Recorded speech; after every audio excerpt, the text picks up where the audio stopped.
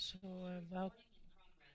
welcome to everybody joining us online now, or everybody who will be seeing the recording later. Kate, Victoria, just for you to know, we are here having some presential workshops running in the our afternoon, and I told people that they will receive the recording to your conversations, and I recommended them to see the recording. So I want them to be included in the field. And we will start now with you, Victoria. I'm looking forward to hear from you. I'm sorry that you could not be present here with us physically, but I'm very happy you're able to join us virtually. Thank you so much. Thank you. Wow, thank you everyone who is part of organizing this incredible event. I'm thrilled to be part of it. I really want to acknowledge the whole team. I intersected with some of you in Portugal some months ago as you were preparing, and really want to acknowledge the spirits of the land there in Portugal for supporting this work. I can't think of a better place to be hosting this event, which really feels like a living prayer. I wouldn't be anywhere else but right here today. So thank you. My name is Victoria Rose. I'm a prenatal and perinatal educator, thanks to the remarkable work of Kate White. And I'm a sacred birth doula, holistic fertility and conception practitioner, a relationship coach, and founder of Luminous Birth. You can find us at www.luminousbirth.earth. Over the last decade, I've worked with mamas, babies, and families through the full continuum of preconception, pregnancy, birth, and postpartum, while developing educational programs that bridge pre- and perinatal psychology, frontier science, and ancient indigenous wisdom. My work, which includes apprenticing in traditional Amazonian healing settings, continually brings me back to one central realization. And that's that our wound of separation is cultural. And it stems from the way that we welcome human beings into the world. By the way, I went back and forth and I decided not to go with a slideshow today, a PowerPoint, because I couldn't be there with you in person. I felt like it would be a bit closer interaction to just be my face today.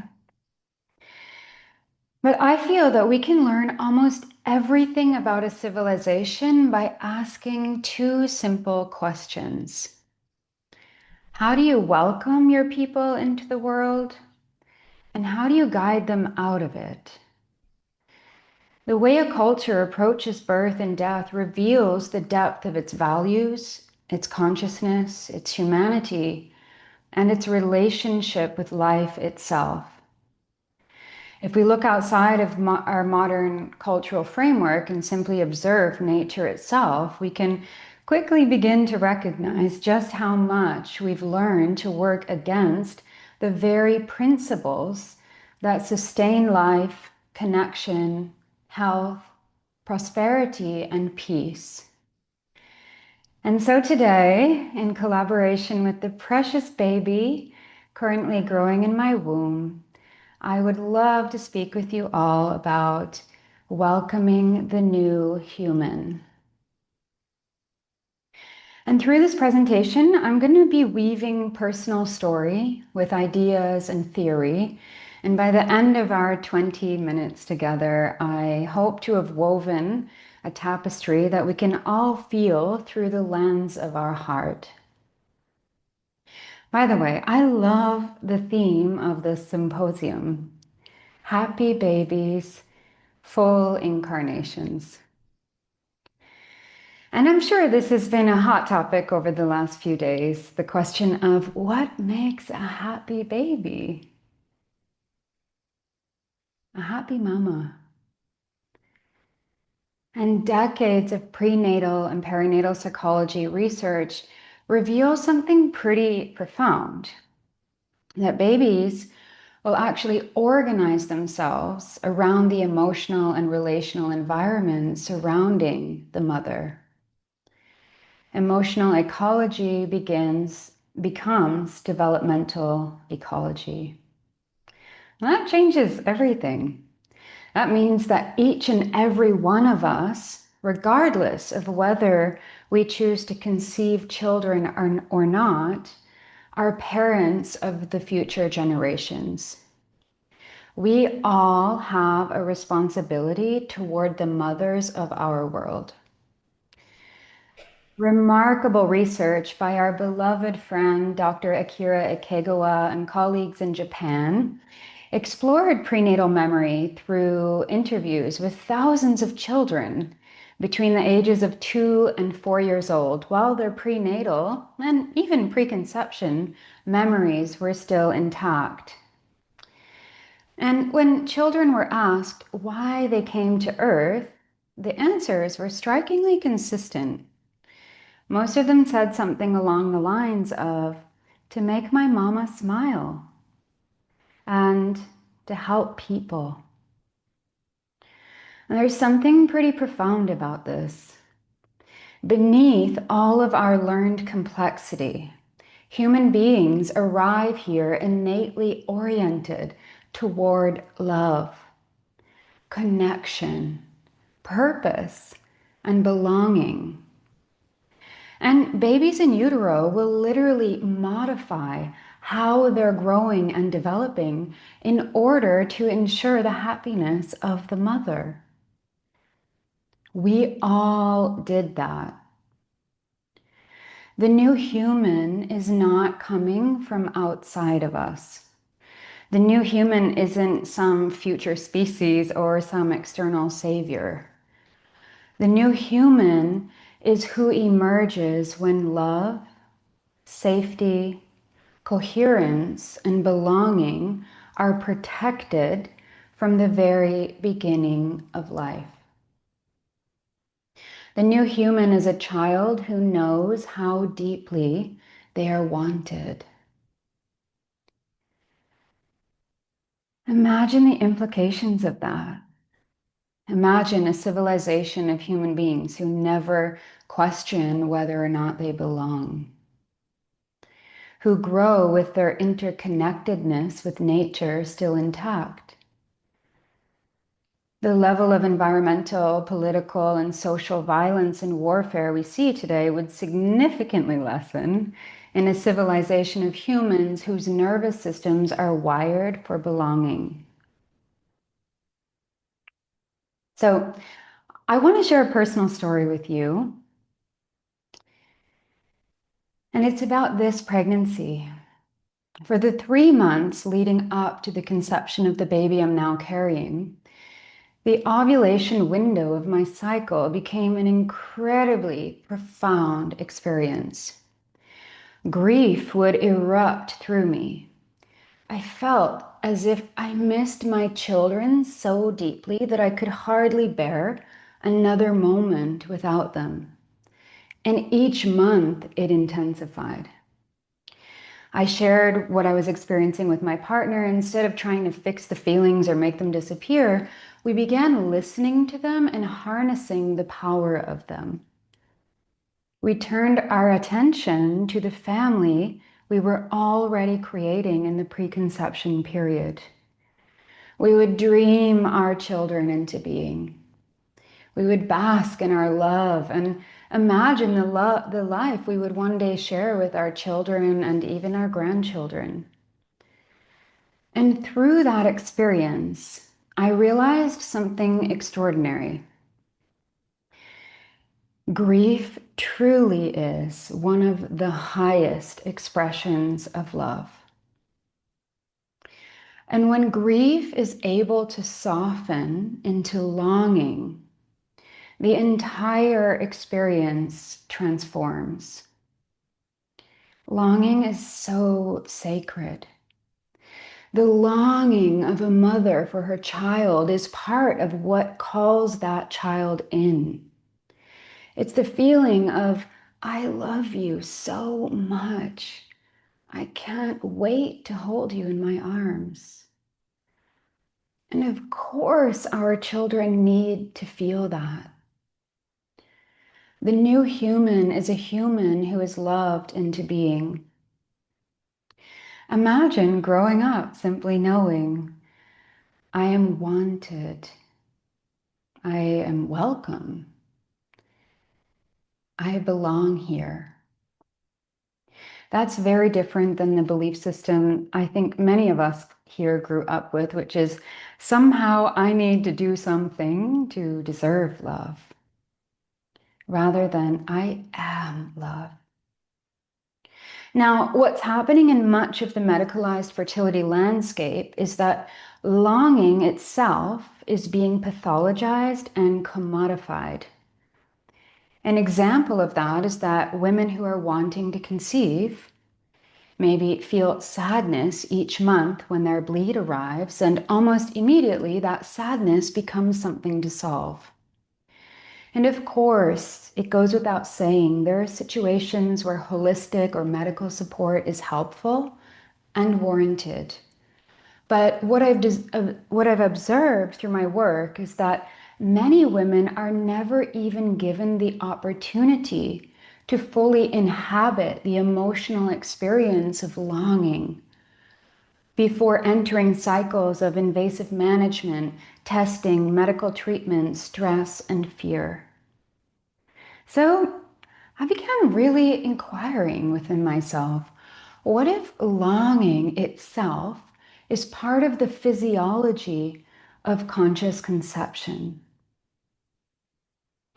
The emotions of longing generate intimacy hormones, bonding hormones, and the neurochemical environment of connection. Longing says, you are welcome. You are loved. Our world needs your gifts. Come. Pregnancy has deepened this understanding even further. Who here, if you're watching the replay or you're here with us live, have ever been pregnant? And for those of you who have, did you experience morning sickness? Morning sickness receives an enormous attention, right? Usually as something unfortunate and inconvenient. I teach about it in Luminous Birth's prenatal program, Transform into Birth. And being pregnant myself now, I feel more affirmed than ever that there's immense wisdom inside of it. Of course, we do know that pregnancy carries heightened metabolic and nutritional demands. But what's astonished me in my own lived experience is this, that nearly every so-called pregnancy symptom shifts dramatically in the presence of intimacy. Nausea softens through loving affection between my partner and I. Irritability dissolves when there's connection with our growing baby. Overstimulation eases with soft music, warmth, touch, beauty, nature, slowness. So this really brings us to a deeper question. What if many of the experiences that we classify as symptoms are actually very healthy and intelligent signals directing the mother toward the very conditions human beings are designed to develop within? Toward connection, toward beauty, rest, sensuality, intimacy. And when I say intimacy, I'm not only referring to romantic intimacy. I mean an actual turning in to life itself. affection, expressed admiration between partners, going inward, feeling feelings, expressing them, touch, movement, remembering the miracle of why we are feeling what we're feeling. Intimacy isn't a luxury for prenates. It is a primal biological requirement. And what I'm suggesting through both my work and my own experience is that when we truly begin embodying what science shows us about human development, we can maybe radically reevaluate what actually constitutes primary prenatal care. Connection isn't secondary care. Beauty isn't a luxury. Affection isn't just emotional support. These are the neurobiological conditions that shape human development. And according to epigenetics, attachment science, psychoneuroimmunology, and all the decades of pre and perinatal psychology research, we know that these also happen to be the very conditions that help to protect the inherent built-in safety of pregnancy and birth. Dr. Sarah Buckley has written extensively about this in her work on oxytocin and the ecstatic physiologic blueprint of birth. All mamas need and innately deserve to be encouraged and supported to slow down, to receive, to rest, to cry, to laugh, to make love. Mothers are the true architects of our future. I was speaking with one of my elders some weeks ago in the eye of my first trimester, and I said, "Oh, I slept all day, and then I woke up and I cried because I was still just so tired." And with a gentle smile, she said, "Yes, perfect. Just sleep, wake up and cry, and then go back to sleep." And I mean, really, think of all that is happening during the first trimester. An entire nervous system is forming, millions of neural circuits.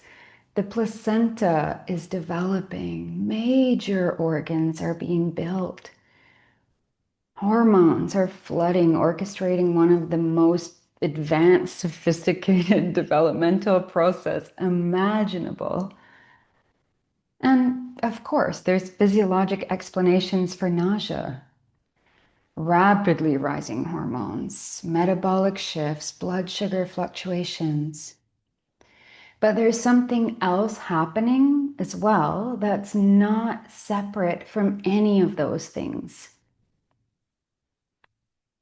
I think many people here in this transpersonal community have experienced non-ordinary states of consciousness through meditation, breath work, or entheogenic experiences with plant medicines. At the beginning of those experiences, there's often disorientation, right? Heightened sensitivity, overwhelm. The ordinary structures of perception begin dissolving. And if the environment is safe and allows for surrender, eventually something shifts. Pregnancy feels remarkably similar to me. It's a merging of worlds. And instead of, let's say, plant consciousness with human consciousness, it's a fully formed adult human psyche merging with a vast, newly incarnating consciousness. a being who has just emerged from pure light, total illumination. And so, of course, pregnancy heightens the mama's sensitivity too. Everything becomes amplified. What she hears, what she consumes, what she feels, what she tolerates, what she needs. It is the sensory and emotional environment surrounding the mother that becomes the neurochemical information informing the development of the baby. Pre and perinatal pioneer Dr. David Chamberlain wrote, "Consciousness is the organizing principle. It precedes the development." And across cultures throughout history, human beings intuitively understood this, knew this. I love Sheila Kitzinger's book, where she writes so beautifully about the ancient understanding that pregnant women should be surrounded by beauty, emotional safety. All of her desires should be fulfilled, because the mother's experience is also the child's.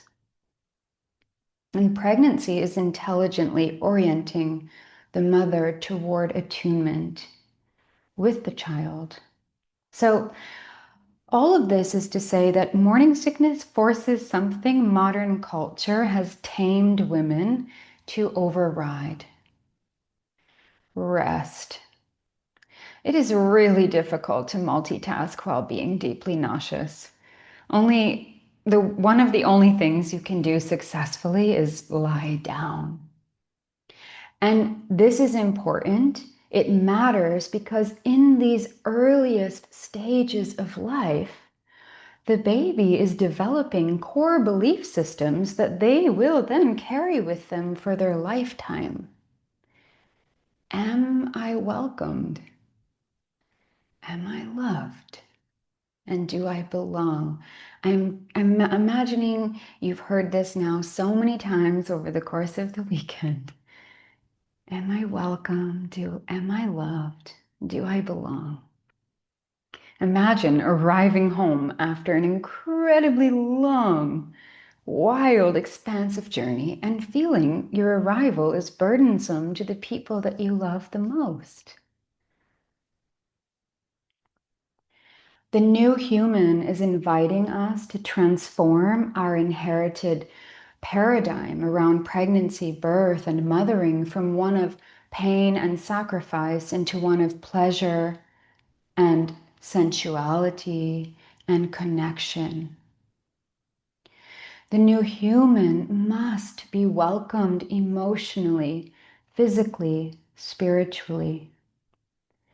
We speak all the time about how stress shapes development, but connection shapes development too. Joy shapes development. Love shapes development. I believe it was Marcy Axness who said that, who's the author of Parenting for Peace, Raising the Next Generations of Peacemakers. I believe she said at the 2019 APA Congress in Colorado, fear is an epigenetic factor, and so is joy. Imagine if every morning, while you were still a tiny little being growing in your mama's womb, she paused and sincerely said, "Thank you so much for coming. You're just exactly who we wanted. And we are so happy that you're here." Who would we all be today?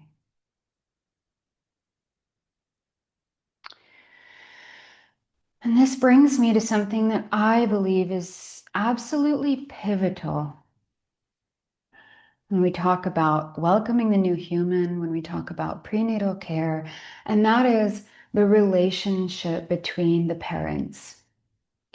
Knowing what we know now about prenatal development, knowing that emotional ecology becomes developmental ecology, we must begin positioning the love between the parents as primary prenatal care. I'm not suggesting that we abandon medical or holistic care when warranted. I am suggesting that decades of evidence now show us that the deepest environment that shapes human development is relational. The love between the parents becomes the field of safety in which the child develops. It's the sanctuary from where the family will thrive lifelong. And in my work, I've repeatedly observed and tracked the correlation between highly managed, fragmented conceptions and births and relational fracture within the early years of parenting. This isn't because parents are failing. This is because the systems that be were never designed to truly care for families. And yet, what I've also witnessed is that when admiration and intimacy and connection are embraced during pregnancy, and when birth is perceived as a celebration of love, we end up with far more than surviving birth and producing a healthy baby. Instead, a mother is born, a father is born, a child is born, a whole family is born. And this is why support for fathers or birth partners is absolutely essential. One of my beloved elders and teachers, Barbara Essman of the Sacred Birthing School, she often says, women don't need birth education. Men do. Women know how to give birth. It is an ancient indigenous wisdom that lives in all 100 trillion cells of every woman that walks the earth.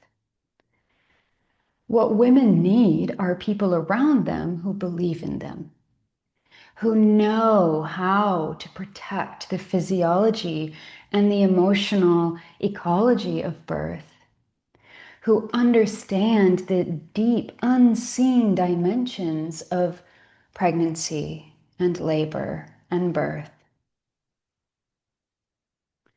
who are willing to love them unconditionally through transformation. And fathers carry immense power within that process. Another thing that I've witnessed repeatedly is that pregnancy and birth bring our own birth imprints to the surface. In her book, Sacred Birthing, Birthing a New Humanity, Sunny Carl writes, our own births represent each and every day of our lives, especially during times of change and transition. And nowhere is this more true than during birth itself. Women often re-encounter aspects of their own birth experience while giving birth. So the question really is, will there be someone present who's capable and has the skills to recognize those moments? Will there be loving witnesses with a capacity to support the emergence of a brand new story? Birth offers the most extraordinary opportunity for irreversible generational healing. And finally, there's one last piece that feels absolutely essential to welcoming the new human. We must include babies not only as conscious participants, but as the main experts in their lives from the time of preconception. We cannot cultivate sovereign human beings while disregarding their sovereignty during the most formative developmental stages of their life. We cannot raise human beings who trust themselves if we consistently teach them that their signals actually can't be trusted. Prenatal care may ultimately distill down to two things: maximizing our capacity to receive love,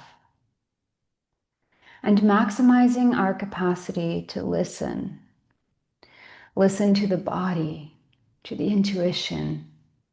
Listen beneath the noise of a culture that has trained us to distrust ourselves. And most importantly, listening to our babies. Communication between mother and baby is direct, it's clear, it's intelligent, and it's constant.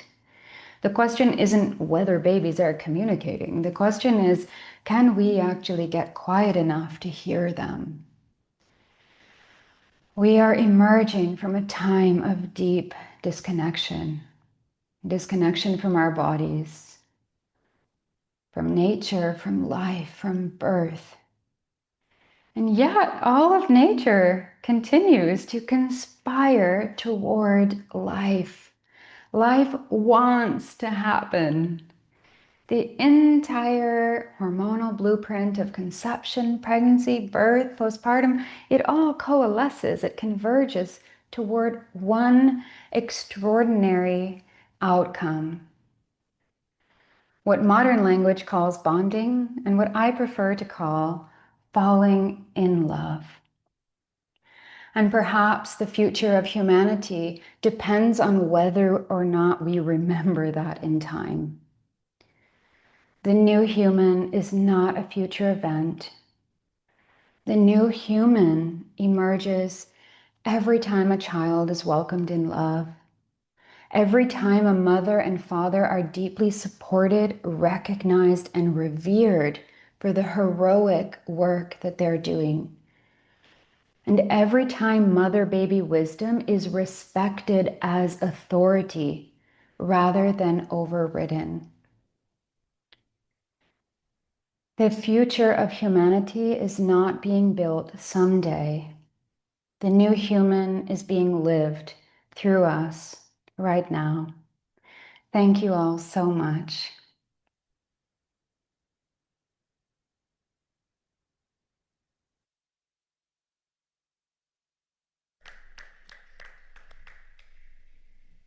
Thank you, Victoria.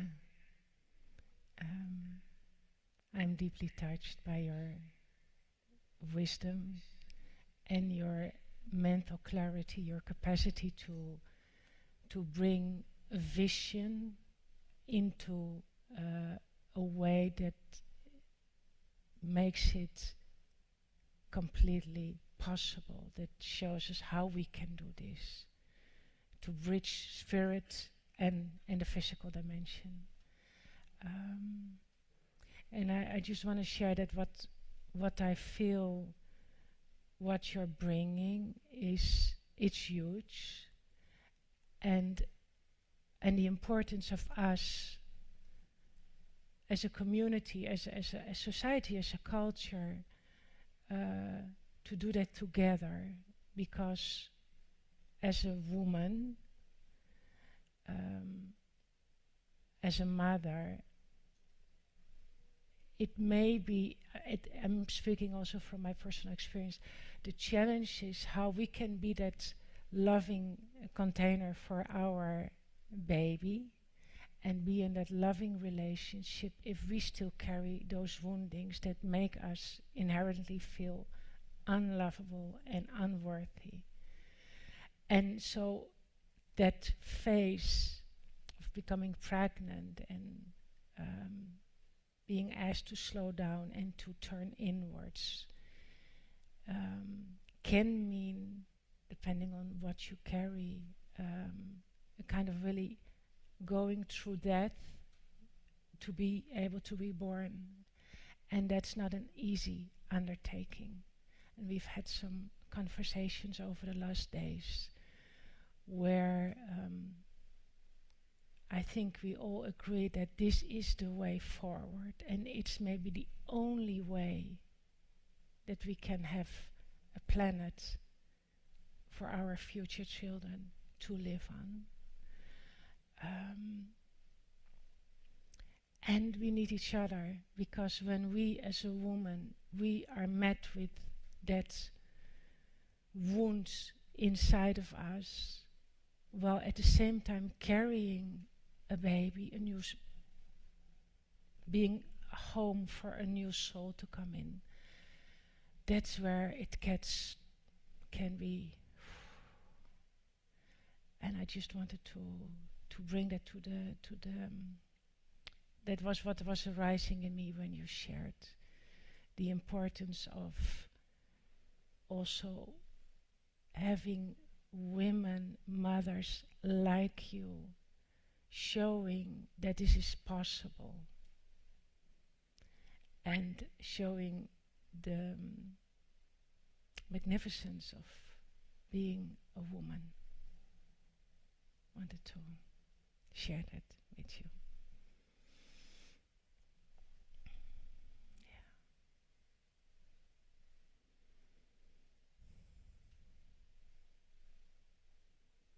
I don't know. There are questions in the chat? No. Yeah, we have a question in the room. We have a question in the room. 1 second. Hugo is bringing the mic. Would you want to come here next to me so she can actually see you? Yes. Please take a chair. Yeah.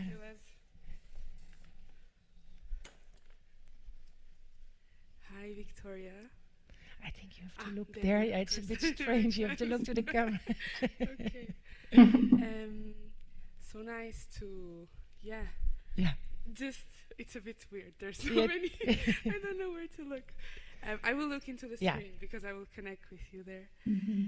Thank you so much for sharing. I felt very touched by, your transmission of what's happening in your life right now.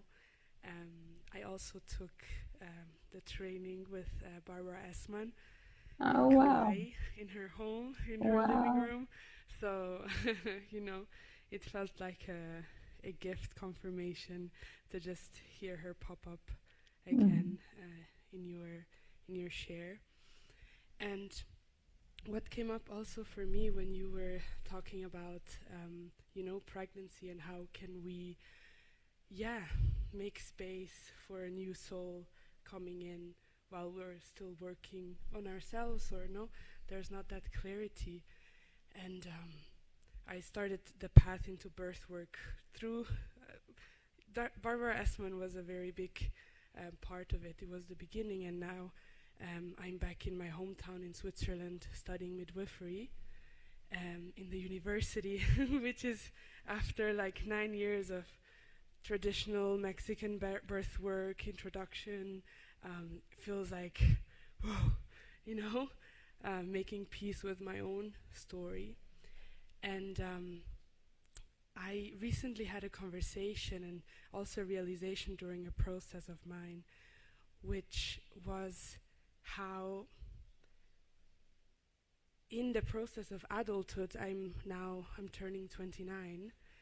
It's a very interesting point of my life because it feels like I'm maturing into adulthood, the pre-motherhood. I feel like life is preparing me to really root in myself and root in my story and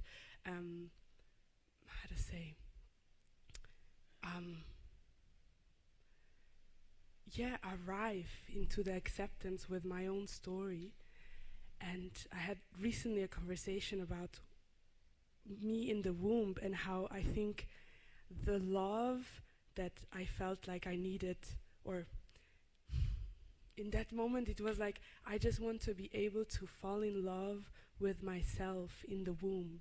and have a mother that can be in love with herself as a mother and go through the processes that she is going through as a mother, and just allow that human unfold in complete abandon of all the responsibilities of the family, and know that the mother is taking care of whatever comes up, you know.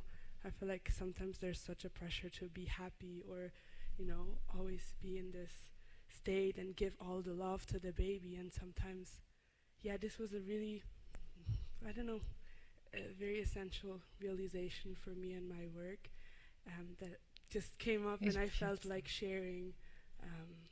Yeah, also to take a bit away the responsibility from I'm responsible, which yes, but also I'm responsible first, and then the responsibility can just come from life also. The baby can reconnect from life, because that's the relationship that it will grow into. So I felt like sharing this as an impulse, not really a question. And yeah, thank you for sharing your story. Thank you, sister. It's really beautiful to connect with you and feel the essence of Barbara in our connection. There's so many pieces that could have been added to this conversation, and so many pieces I needed to take out, of course, to fit inside of 25 minutes. But what you touch on, I feel, is so integral. I don't think any of this is about being perfect. There's no such thing. I don't think any of us needed perfect parents, actually. I think we just needed to be told, to be communicated to, and to be included as someone that's actually in the room at all times, and to be told the truth. I think there's no such thing as, I mean, I think if we try to prepare our children to enter a perfect world, we might be doing a big disservice. But I really like to attempt to take out that babies feel all that mothers feel, etc., from being the burden that it's been, and transforming it into an opportunity. We have such an opportunity, right? Like, if I am feeling really sad or almost got hit by a car one day, it was so scary in the street, and so I can communicate that to the baby. Wow, that was really scary. And you felt that too, didn't you? And I was really angry. I was really angry at what happened there. And none of that has anything to do with you. You don't need to take that anger into your body. And with our awareness, this pre and perinatal awareness, we understand that we're tour guides for this being, and everything that they're experiencing is informing their development. We understand what is the imprint we want to leave them with. It's, I'm not angry that you're here. I'm angry because that guy wasn't looking and he almost hit me. And I was just wanting to protect you and me both, and everything is fine. This is a safe world that you're coming into. So I really don't think it's ever about being happy all the time, whatever that means. And it's not about not being traumatized. I mean, I just think that if we, as a culture, get stuck in that conversation, there's no way out. And I have all kinds of fears. We are all human. Nobody is exempt from this. It's all of our history. And we have an opportunity to just continue to do this work on ourselves, continue to become more coherent with our own story, our own history, especially as it continues to present through the passage that you're moving through now, huge passage of beginning to accept your procreative power. It can last for years, and it's deep. And so, yeah, I will just end, because we can go on, but by saying none of this is it's not just our responsibility, it's everyone's responsibility. It's our whole society's responsibility to support you and honor you and revere you as you go through this passage. We all have a responsibility, and no woman should be carrying it alone. Where when you're pregnant, you're holding this really delicate life and death at the same time, always, and no woman should have to carry that alone. So thank you for giving a voice, and thank you to, gosh, I think that you guys are like, I feel like events like this that are happening, they're just the most enlightened events that are happening on the planet, and thank God and Goddess that they're happening. Yeah, really. Thank you so much. Thank you. And you said something, Victoria, that we ended with this morning, the part of our lectures. Let's continue the conversation. And it's our joint, like each of us takes their own responsibility, but we can only make a change if we do that together. So let's continue the conversation. I would love to hear more from you. I would love for you to share more of your wisdom and join your voice to the voices that we have been joining together these 3 days. Let's continue the conversation, so the new human has a safe space to be born into. Thank you so much.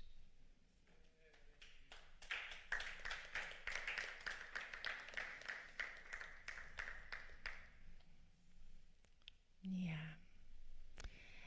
And I know we are going to our next contribution of today, of this afternoon for us here. Morning if you're in the United States. Kate White. Kate, I know you are online. So if you're ready to come online, then I would like to introduce you.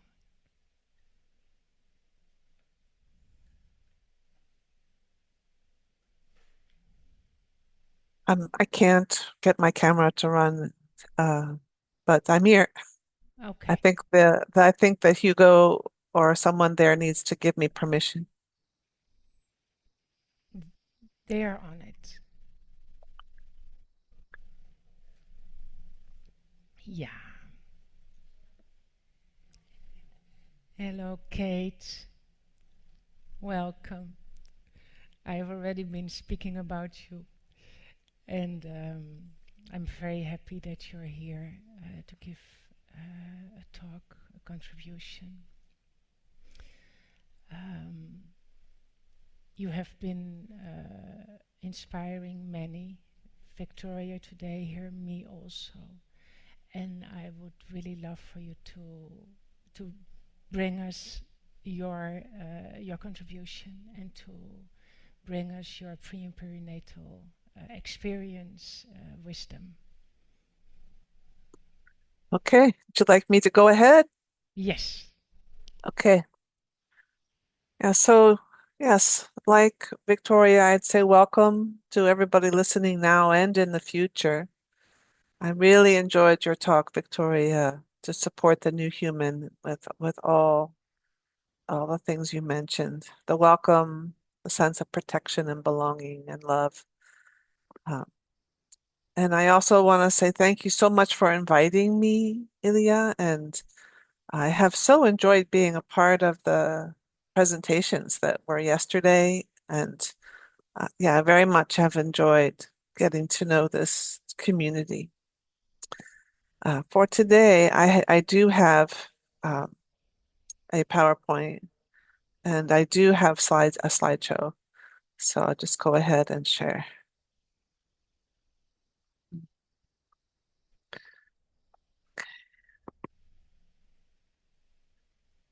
Okay, so the title of my talk is Transforming the Trauma Tree. So recognizing, reaching, and integrating earliest life experiences.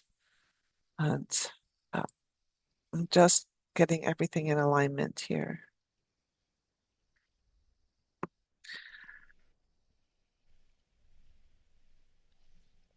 All right.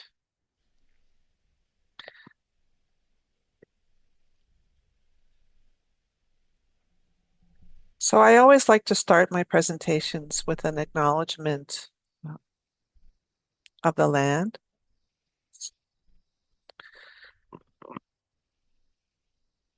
And to welcome people.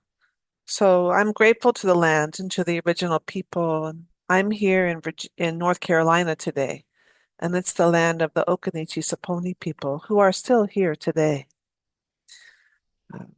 I use a lot of different ways to talk about people.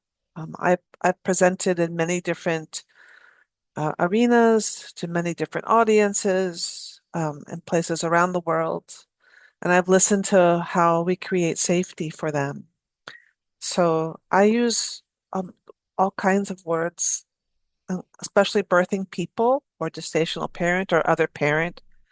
But I also like to use the word mothers and fathers, and I mostly refer to birthing people as parents. But I also love this word, other, as it embraces mothering while honoring the other, no matter who they are. Many people are mothered by animals and by nature.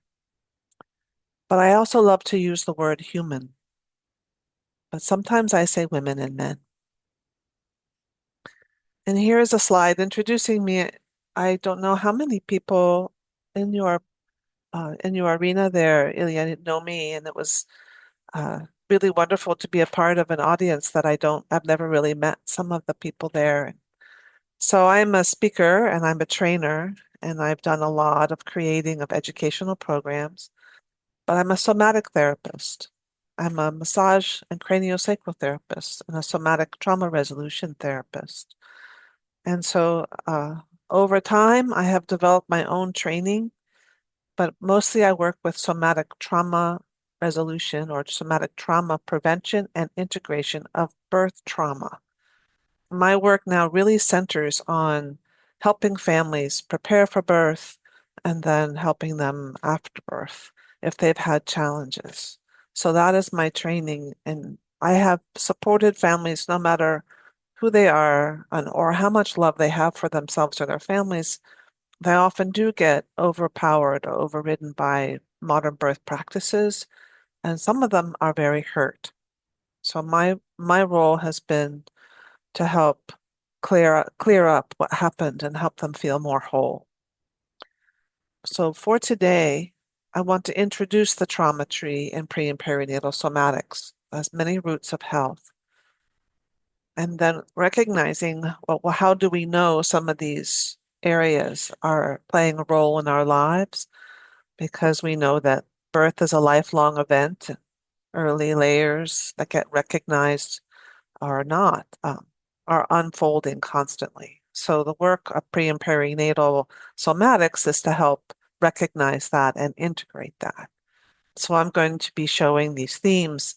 And one particular way we recognize that there's been a rupture in how we are coming into form has been through sequencing. So I'm going to talk about that briefly. And then the skills that I teach and that I think are good for helping reach these early layers, and then ways to integrate them. I use the Anna Chitty framework, which I'm going to introduce to you today. So my key messages are all around how we are shaped. We're shaped by our experiences in utero. Even before we come into form, our lineage can impact us. And we talk about them as roots of a tree. They form our foundation. So these early patterns can be mapped out in layers.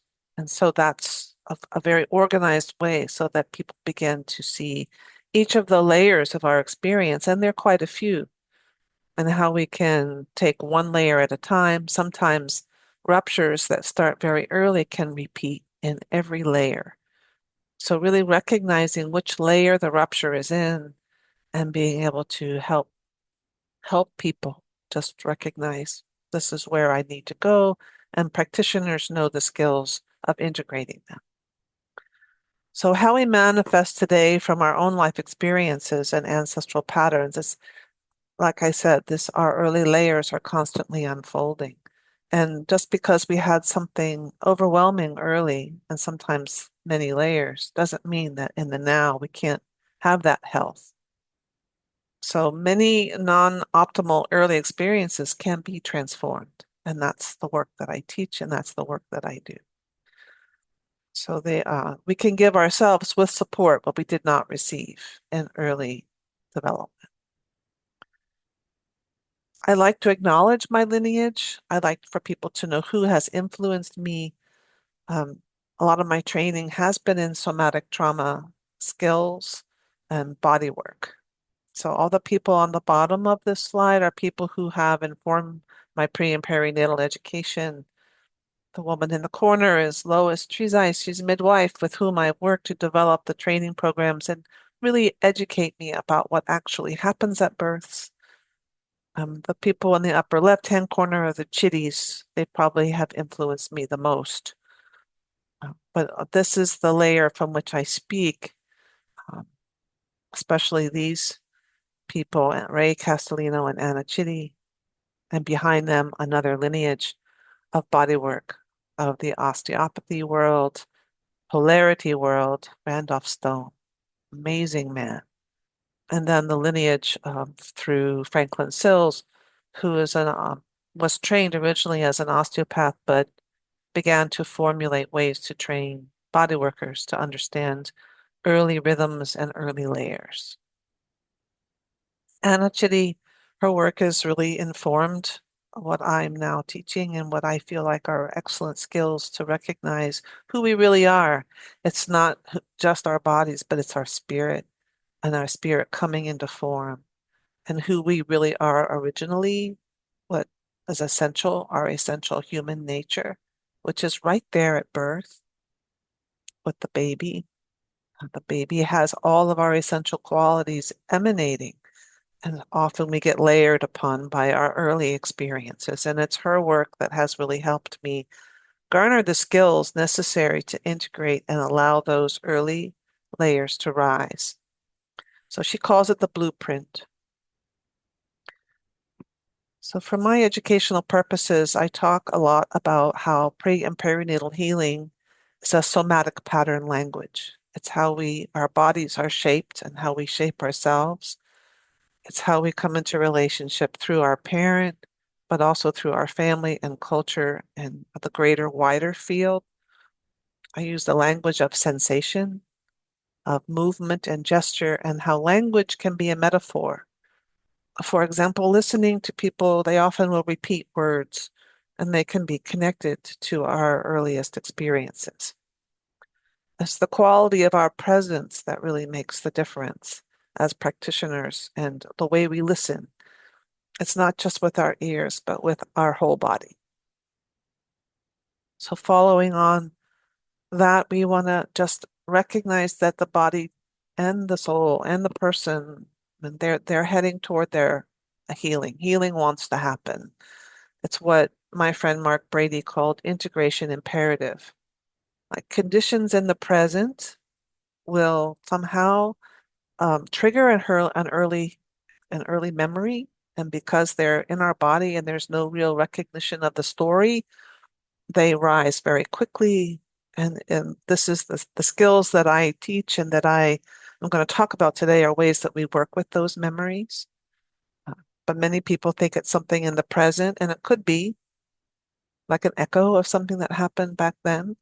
But back then, those feelings are often very overwhelming, and they're very raw. So we want to work with the conditions that arise in the present that are connected to the history, and then bring a ballast with our skills and our capacity. Well, I was trained by the people who understand Ray Castellino's work with Myrna Martin and Ray Castellino and advanced assistance. So it's a long training, and it really starts by creating a lot of body, so centered body, a presence in the body. but we look at every layer. So there's lots that can happen during incarnation. And Ray often talked about the concentric circles, that we do come into form and then we encounter lots of layers of information and experience. And even our very earliest layers, coming from source, and then our spirit enters matter and our soul is born. But it's our connection to ourself. Sometimes there's a twin or a multiple. There's a placenta, which some of the latest research has been so engaging to understand the role of the placenta in our lifelong health, and also the mother birthing parent. That's our first environment. But there are all these other layers. So in my work, what I've done is I've tried to have the work put into a map that's very easy to recognize. And I work with just 5 layers instead of multiple layers. But in each of the layers, there can be other layers. But I teach just these 5 that help people organize what really happens for us. And the list on the left are the most influential for me, for Ray and Anna, but also in the field of birth psychology. I started down this path in 1999. So now, nearly 30 years later, I'm still working and still passionate about what happens for us at this time, and knowing that it's implicit memory, so it's a somatic pattern language. It's not a cognitive language. And we work with layers of health and challenge, which I'm going to talk about, but they start preconception. So I have enjoyed using the analogy of how we are like trees. We grow toward the light. And our area of expertise is in the prenatal and birth. And this is an image that comes from a family, a woman who is a home birth and home educator. She homeschools, and she talks about this. It's called steam-powered family. But I liken us to trees, that our early roots are here, which I'm going to show. But our life is not ruled all by the tree, the roots of the tree. We have our childhood experiences, our adolescence, and then the full canopy of the adult. So there's lots of things that influence our lives.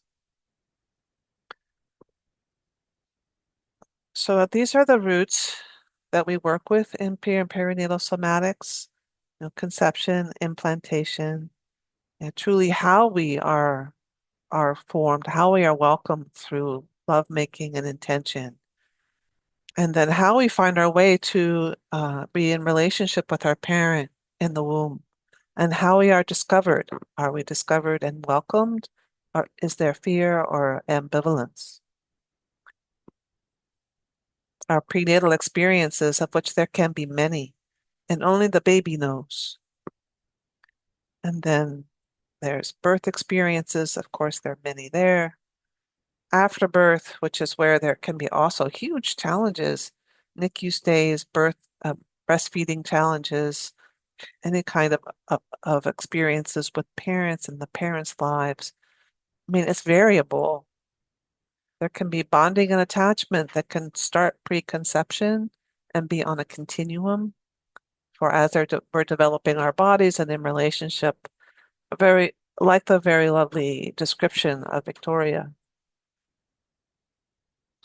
But then our parents have experiences, and sometimes these experiences have roots that go way back into the generations before them.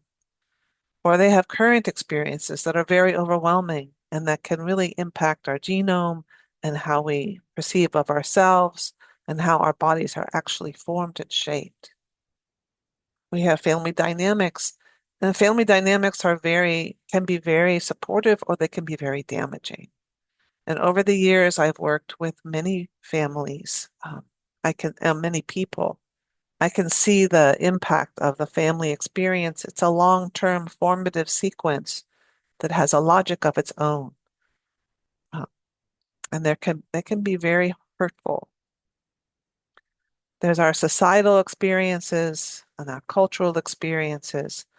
So all of these things do shape and form us. So we're coming into form as a spirit. We're drawn here for a reason. It could be between the love of our parents, but it could be something else, some chance that we get to have a human life. So this is from John Chitty. We are a unit of consciousness from another sphere, and we need a body, a dwelling, so to speak. So the journey is incarnation. And our purpose is to gain wisdom through experience, or as Randolph Stone said, fulfillment of consciousness. So we are consciousness embodied, and we're having a physical human experience. And when we ask John, what's the most important thing when it comes to babies? John and I met because of our passion of working with babies. He said the most important thing was recognition. And what he meant by that is to welcome babies with, I know who you are. You're a unit of consciousness. And I know where you come from. You come from that invisible spiritual world where we all come from.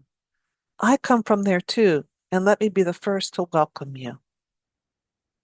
And I know why you're here. You incarnated to attend the school of life, to gain wisdom through experience. John really loved to welcome all babies, and sometimes he would say, welcome, planet Earth, you made it. And he was able to boil it down to just 3 words. If he didn't want to say all that out loud, he would say, I see you. And he would emanate from inside himself this welcome that babies are these amazing beings. They are the royalty of humanity, is what he called. And he was just an amazing advocate for treating babies with as much wisdom and carefulness and reverence as possible. And he documented just how they emanate our true nature. So for today, I just want to bring in some recognition as part of my presentation for today, recognizing, reaching, and integrating these early life experiences. I'm going to talk about themes and states and sequencing. And it was John that taught me this: as the twig is bent, so grows the tree. So we need to catch it early. We need to support parents, just as Victoria was saying, but we also need to catch families after difficult births and reorient them. Otherwise, they'll just grow in this bent way. And so what we want to do is reorient this family after trauma and help them restore them to themselves, and then help them grow. So for trauma definitions, I have some of my favorites. It's really being pushed beyond our capacity to cope. Peter Levine was written several books about working with somatics and trauma. And the trauma is not in the event, it's in the person, it's how we respond. Or it can be this breach in our protective barrier to overstimulation. And it's just being pushed beyond our capacity. But I really love this definition on the bottom. It's going through anything overwhelming without enough support. Which is why I think that in our country, United States, we don't do a very good job of supporting families with babies and small children. And so this is where I would like to see a reorienting of our culture. We are shaped with many layers. And so really helping humans get into understanding how were they in utero? Were they wanted and welcomed? How were they with what happened during birth? Because many parents and babies take difficult things that happen there very personally unless someone is navigating with them and telling them what's happened. They take pain and they take separation as some kind of indicator that there's something wrong with them. So we reorient families. We do work with telling them what happened and saying, this happened and you're not crazy. And it didn't have anything to do with you, these challenges. This is my favorite quote from Peter Levine, that these implicit memories are hot and powerfully compelling. And that's true, because a lot of what we work and feel is a sense of survival energy or pain. They're powerfully compelling. So we speed up a lot with these, and there can be a lot of fear or terror or survival energy. They arise as a collage of sensations, emotions, and behaviors. And so our job is to help slow it down and decompress the layers and take what's going on in there. Sometimes it's not just that painful thing, but there can be layers of support and goodness that are often overshadowed by this challenge. And as we slow it down and we help it integrate, that those essential qualities of our humanness rise. Hallmarks of them are love and gratitude and a feeling of connection, some form of power or peace, because true power is peaceful. And there can be a feeling of really helping us with compassion and care. These are all things that babies come with. They come with amazing love and empathy. Babies are love. And that is who we really are. So one of our biggest questions that we unconsciously and consciously ask is, am I safe? So in somatic trauma resolution, we are tracking how we feel in our bodies. And often there can be ways that we do things that are natural, not necessarily pushed by a trauma response or dampened by a trauma response. So we all have ways that we respond. And so we're trying to just get people into recognizing how they are in their bodies. Some of us are slow, others are fast. Some of us are just naturally resilient. Some of us are naturally really sensitive. And some of us are more intense. Others of us are more relaxed. So we want to be able to help people track their safety and threat responses in their body. And we have methods for that, the polyvagal theory and other theories about our nervous system and how it functions. There's 5 different levels of it, but there's 3 big leaps to help people understand how we move through trauma.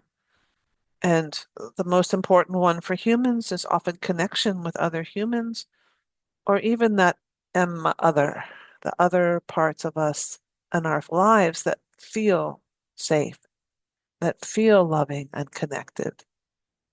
So that social engagement part of us is the most important and the first place that many people go to when they feel afraid or they feel threat.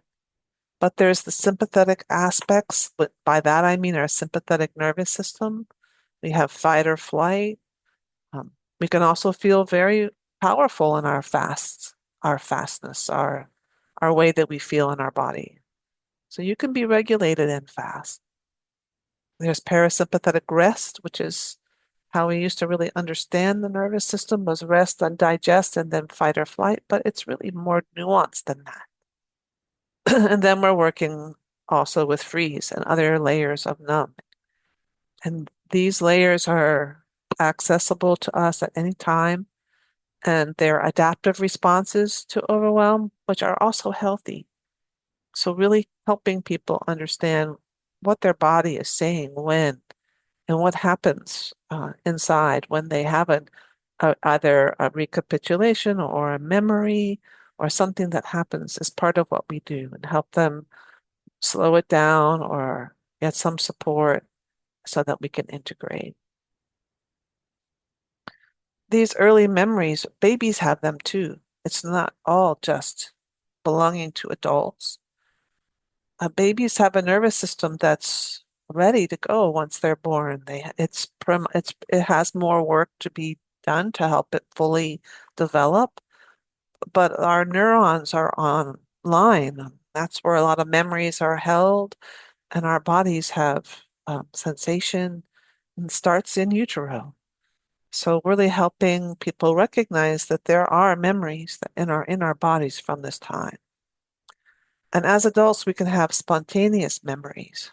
And working with families with children too, helping them understand what happened and what they can do to help integrate and shape, so that their family can feel more whole and children can feel like, well, there's nothing wrong with them. And parents need to feel that too. Also. So we work with recognizing state, which is a part of interoception, how our body is communicating with most of our vagus nerve innervation, which is how the nerve works. That innervates a lot of places in our body. It sends 80% of information back to the brain. So we really do need to work with the body, how that body remembers. And then often these sensations help us form a story of ourselves. And this is what we need to sort of work with to help them understand what is that story and how can we write a new story. And as practitioners, that's what we do with families. We come around them and help them reorient. And this information is not new that the body remembers. People have been writing about it for decades. Bessel van der Kolk has done an amazing job with his book, The Body Keeps the Score. But there have been other authors and practitioners. The body bears the burden, the body remembers, and it starts in us before conception with our parents and our ancestors. I like this quote from Daniel Siegel, is we are a we are a me, and we are a we. We're combined. We're not just an individual. We have people behind us and people we're in relationship with. So just returning to the layers, just understanding what might be the challenges there. I tried to map it out for you. So it could be in preconception, there could have been a previous loss or a history of trauma. There could have been a difficult conception. Was it planned? Was it unplanned? Then there could be stress in pregnancy, which is very common, or there could be a need for interventions there, or a twin loss.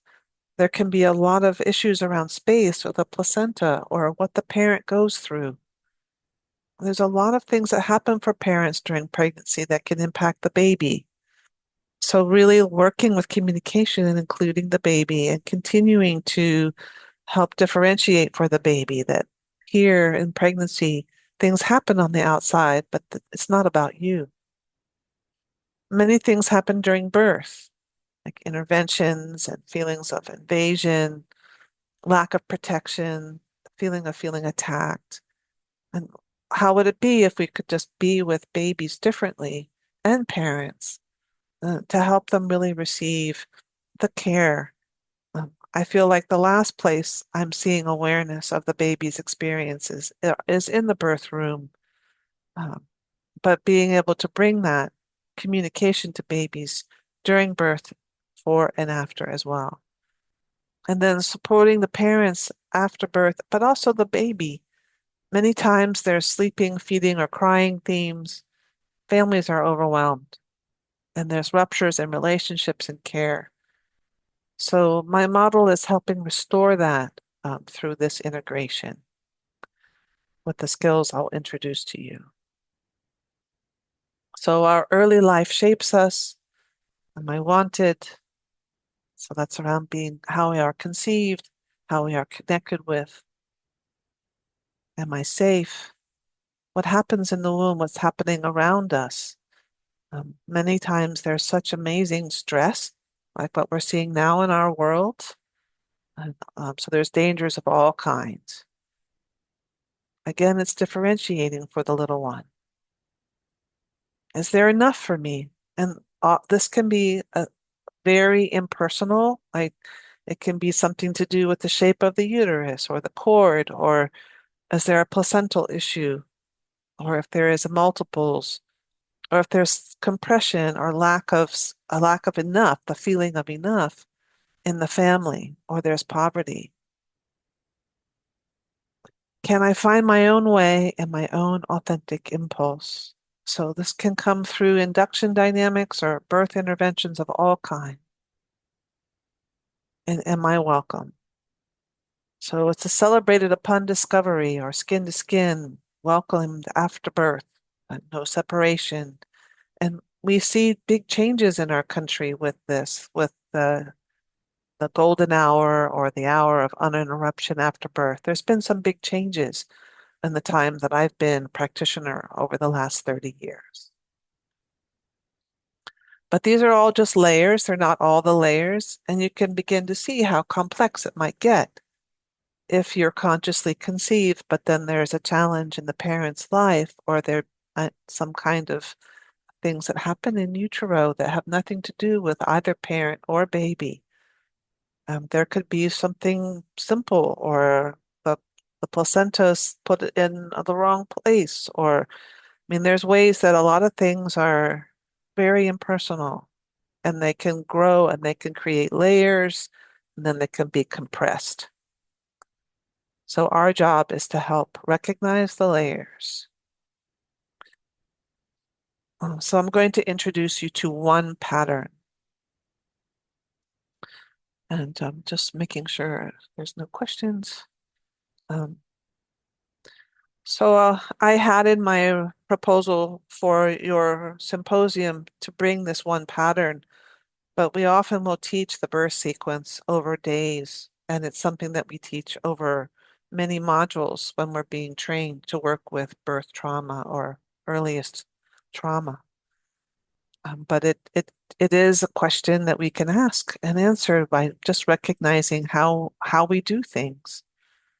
We're bringing consciousness to our patterns. So how we develop in a sequence. How do we do things? There's a beginning and a middle and an end to most things, unless they're just ongoing. But how do you prepare for this symposium? How do you have the symposium unroll? What happens after? So do we set intentions, or do we have a vision for ourselves? Do we prepare well? And do we complete an action and follow through? Or do we just abandon? Or do we get shut down in the beginning? Do we procrastinate? Or are we constantly doing? Do we allow ourselves to rest?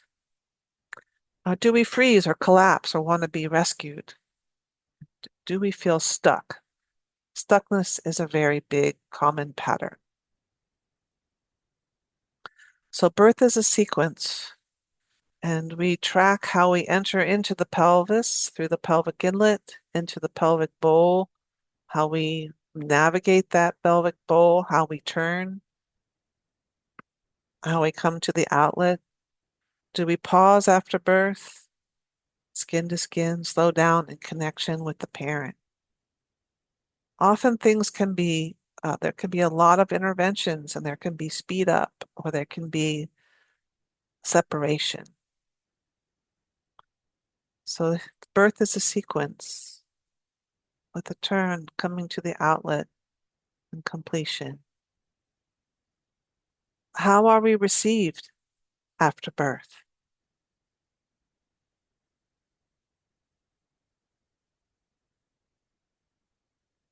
So birth is a memory. It's a very profound memory from coming from inside to out. And a lot of sensation, compression, but also empowerment.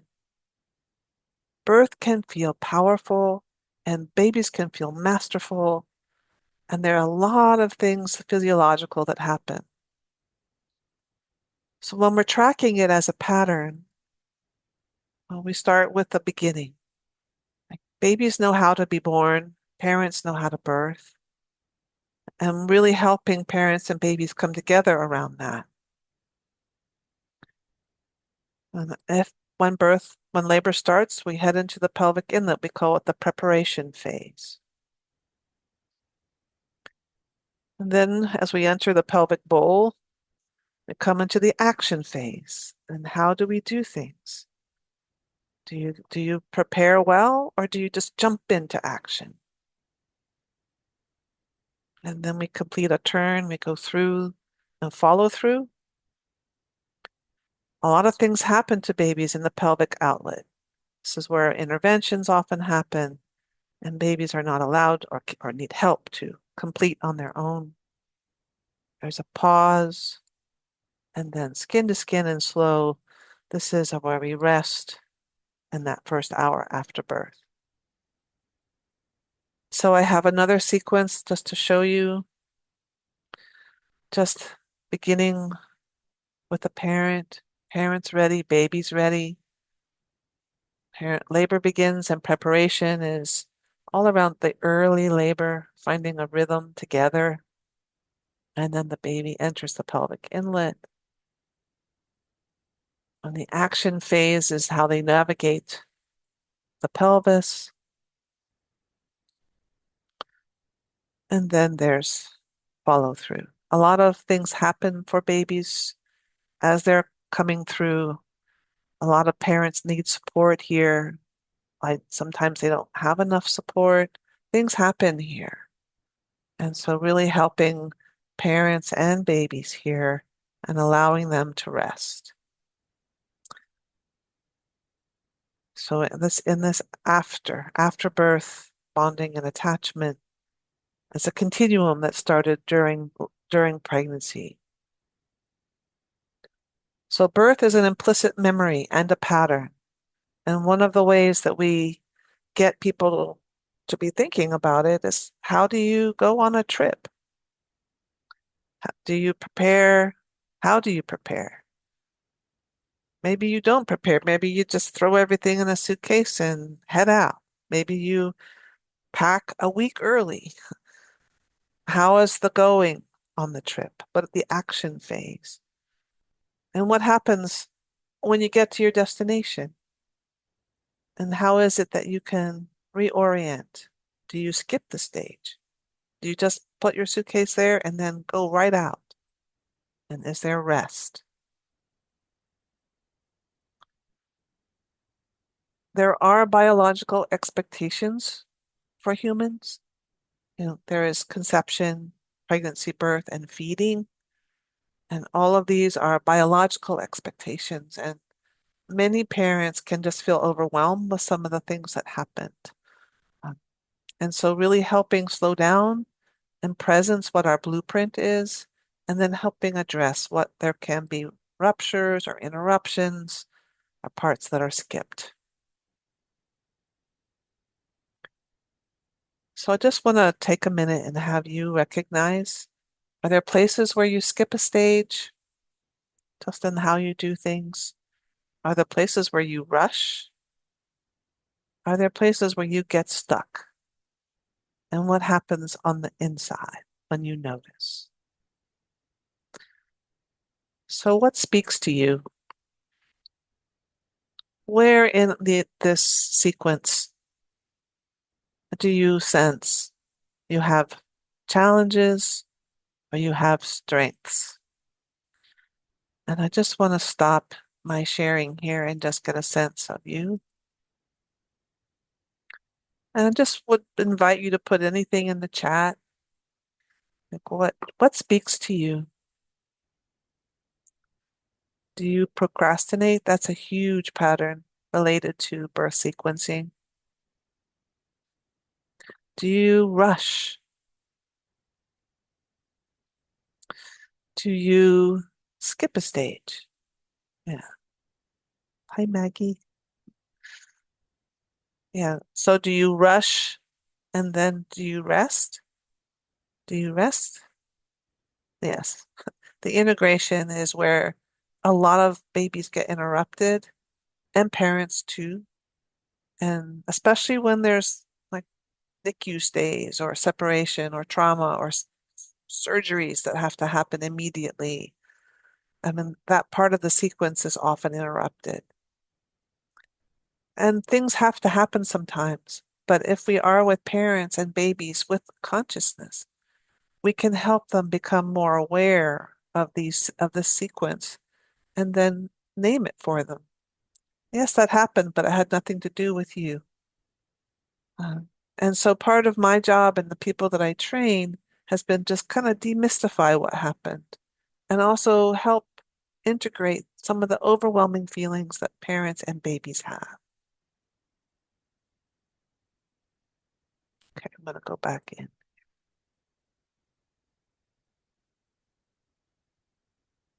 So really tracking the beginning, the middle, and the end. Okay, I'm going to shift into the next section about skills. First section was really how do we recognize? And I get questions a lot about that. Like how do I know that this is a memory? And part of what needs to happen for people is when you have practitioners who are trained, they often have done a lot of their own work and they recognize where in the layer is the challenge. But we also have a pretty intense intake form and we also have an awareness of what can happen. So we're holding all of that when we're listening and being with the family. And we can start by just what is presenting itself and being able to lay it out in a map. And then we have skills. So we have skills of being, skills of relationship, skills of listening, the skills of recognition, and skills of conversation. And these all come from John and Anna Chitty. And I have adapted these to working with being with birth trauma. So the first is the skill of being, and this is just presence. Centering, grounding, neutral, non-judgmental, non-pathological, avoiding better than or less than, and just being genuinely curious and present. It's he says from John, stillness and freedom, freedom to witness both internal and external phenomena. But it's the skill of presence that really brings the space for people. And as practitioner, you're not running in to the story and trying to fix it. It's the skill of being. And birth stories are very compelling, things that happen to us here. And so really helping people by not focusing so much on the intensity, listening generally to the story and being able to know where in the sequence is there a place we can start. But it's that ground and center, neutral. So just try it on now, just feeling your sits bones, noticing the mid space rising up, feeling your back, feeling your feet. And then there are skills of relationship. And this is a way of creating just the right amount of presence or contact. Not too close, not too far. And we do this also with touch. Just having people feel that you're right there, that you're not coming too close too quickly. And you can create that sort of wide perspective, not narrowing in on something, and then bringing that feeling of compassion, compassionate presence. And it is a challenge if you've had a birth like your client or you've witnessed something very challenging and it's in your history. So really helping people by not getting too close or enmeshing with them, but also not abandoning. It's a practice. Skills of listening generally, detecting these subtle movements, understanding gesture, reflecting, letting the client feel heard, and listening with your heart and not with your head. Just it's a body empathy, listening with your body, and also just appreciating what they've been through, and just having a sense of the health in their system is there.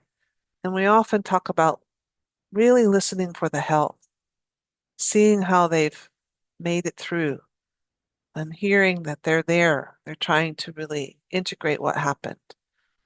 So what John was really big on was, John, see me in my health. catch them doing something right. And in the work that I've developed, I help people by slowing it way down and then seeing what was there that supported them. Was there something that helped?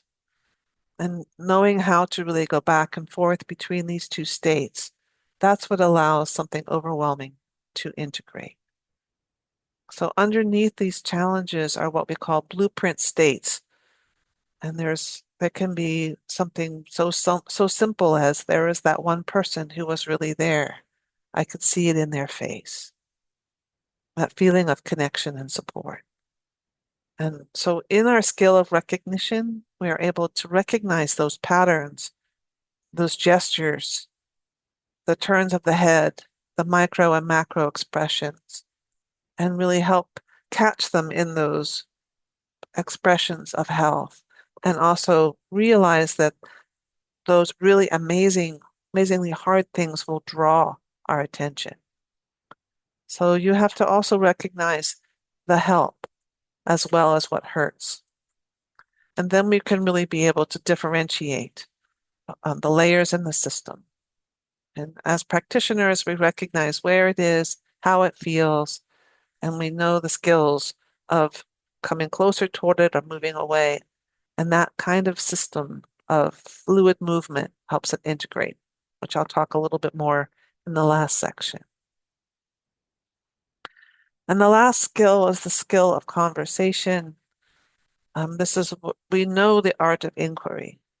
So often it's our curiosity combined with our skill of presence, and then all the recognition of knowing that we know the map, we know the layers of experience. And we can also use pacing, slowing down, using silence, being with. So it's an appreciation of whatever is present. John had a way of really encouraging people to feel. He would just suggest, can we be with this? Can you allow this? Just 10 more seconds. And they had a way of managing nervous system regulation by just coming to the edge of what was challenging, moving farther away, ideally low on the body like the feet or the hands, and then coming back toward what was challenging. And that's an example of how we work with pendulation. So in my work, I've developed maps for people to understand this, understanding that we create a space with our client, with our family. We orient to all the members of the family and sometimes understanding what happened in the surround around them that was challenging. So we recognize the content. The content can be put into different categories, but it's our presence and curiosity that helps it integrate. And I don't have time today to go through all the pieces, but I wanted to let you know that there is a weave. Like you go towards something that's challenging, you move away from it. And then that's the level of inquiry that you use, recognition, combined with listening, how you establish relationship, and your presence. These are all the skills that we use for integration. So I have a final section, but before I go into that, I thought I would just pause.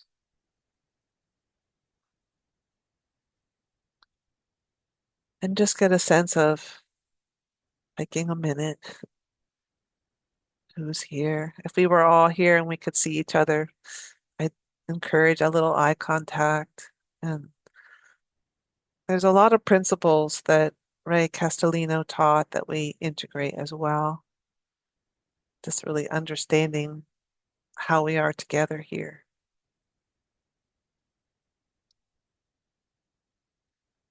So I just wanted to take that moment of pause before I go into the final section of my presentation.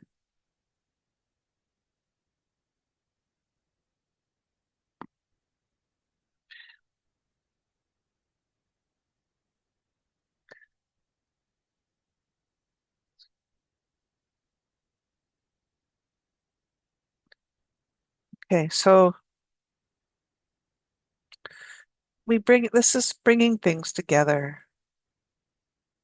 So just to return to the trauma tree, we heal the roots so the tree can thrive. So our earliest experiences are next to our true nature.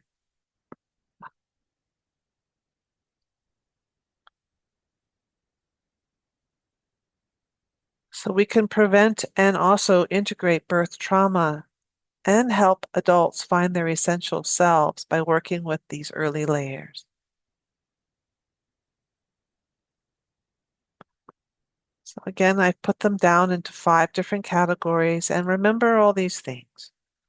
That some pre and perinatal somatics, it's a pattern language. I train practitioners to become pattern trackers.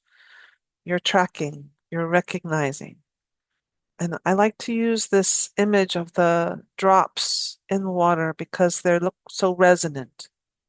We are all resonant beings, and in the context of birth trauma, you're working with the parents, the baby, yourself, and the space. You're able to really feel what happens around humans. So there's posture and gesture and movement and that feeling that's in that space. You're listening, and the space between you is filled with information.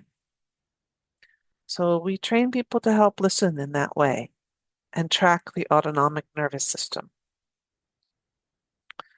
So healing comes when you know you are present and also having a memory.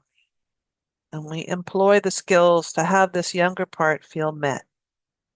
We have those 5 practitioner skills, plus we use touch and this awareness that it's a pre-verbal language.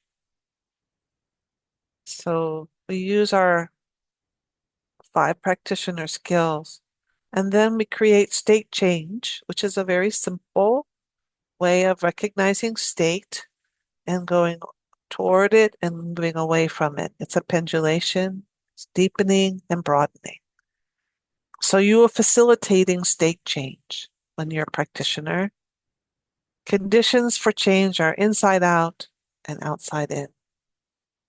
So our questions are often like, what's happening for you? What's your experience just now? And there's a lot of ways we can work with the conditions in the present and be with those memories with presence. So I use the Anachiti framework. And maybe if you have time, I can take everybody through the body low, slow loop. But her language is all around deepening and broadening. So you broaden when things are overwhelming and deepen when there's challenge, when there's a safe space to be with the challenge. She works with the blueprint, which I'm about to describe, and knowing that the things happen to us are often described as imprints. They can be both good and overwhelming. But underneath these imprints are our essential qualities. And what happens to us can be very painful, but the wound is a way that we can go toward what's underneath. It's a portal. It's not the destination. The destination is something much wider, deeper, more integrating, and very, very pleasant. So the body is a portal, and that's how she began to help us learn how to integrate these painful places. But the most important thing is presence. And being able to be present with these overwhelming states that happen during birth, which can be very overwhelming.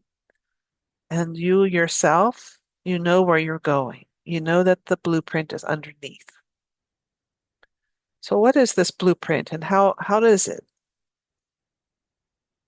So our essential human nature is how we describe the blueprint.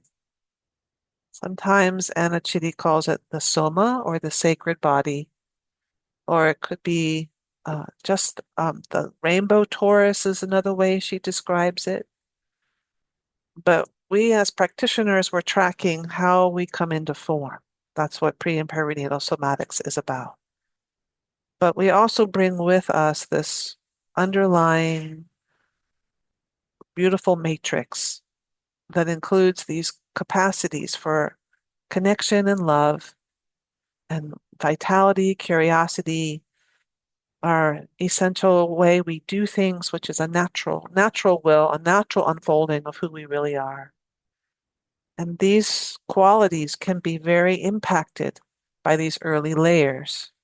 And they can lay there dormant without recognition and then even repeat as we grow, which is why I really want to get in here quite early with families after they've had babies. So we're shaped by these layers of experience, and we shape ourselves. We make ourselves cell by cell. So this is from Rumi and Jaap van der Wal. He talks about how we make our body. We do. We make our body. We make our amnion, chorion, placenta.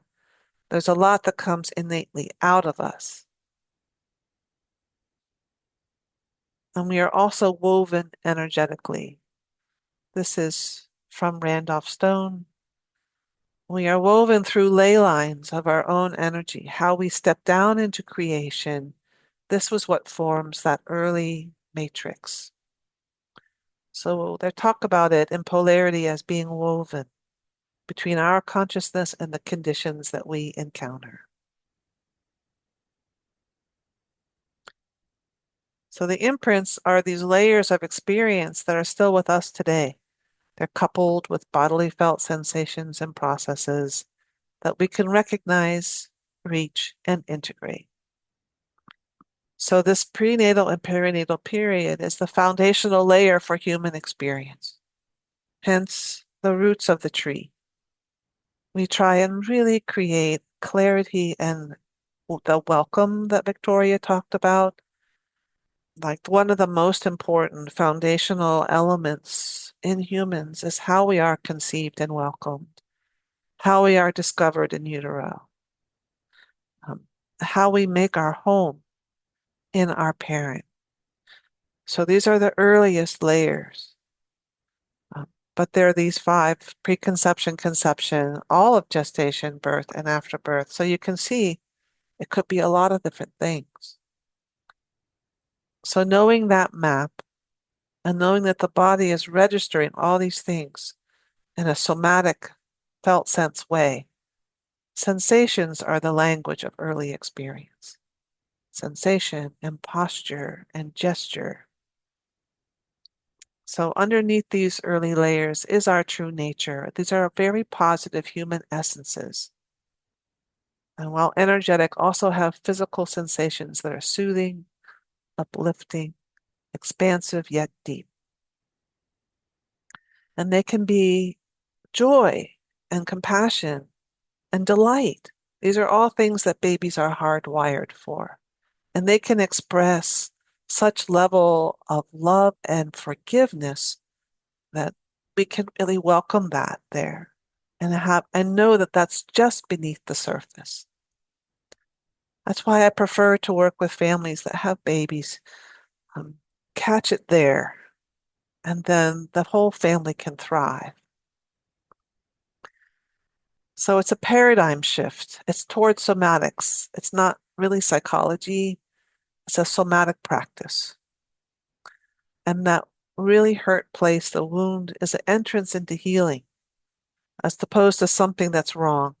It's an opportunity to have that unwind as you are as practitioner with your presence and curiosity, and you know how to facilitate change.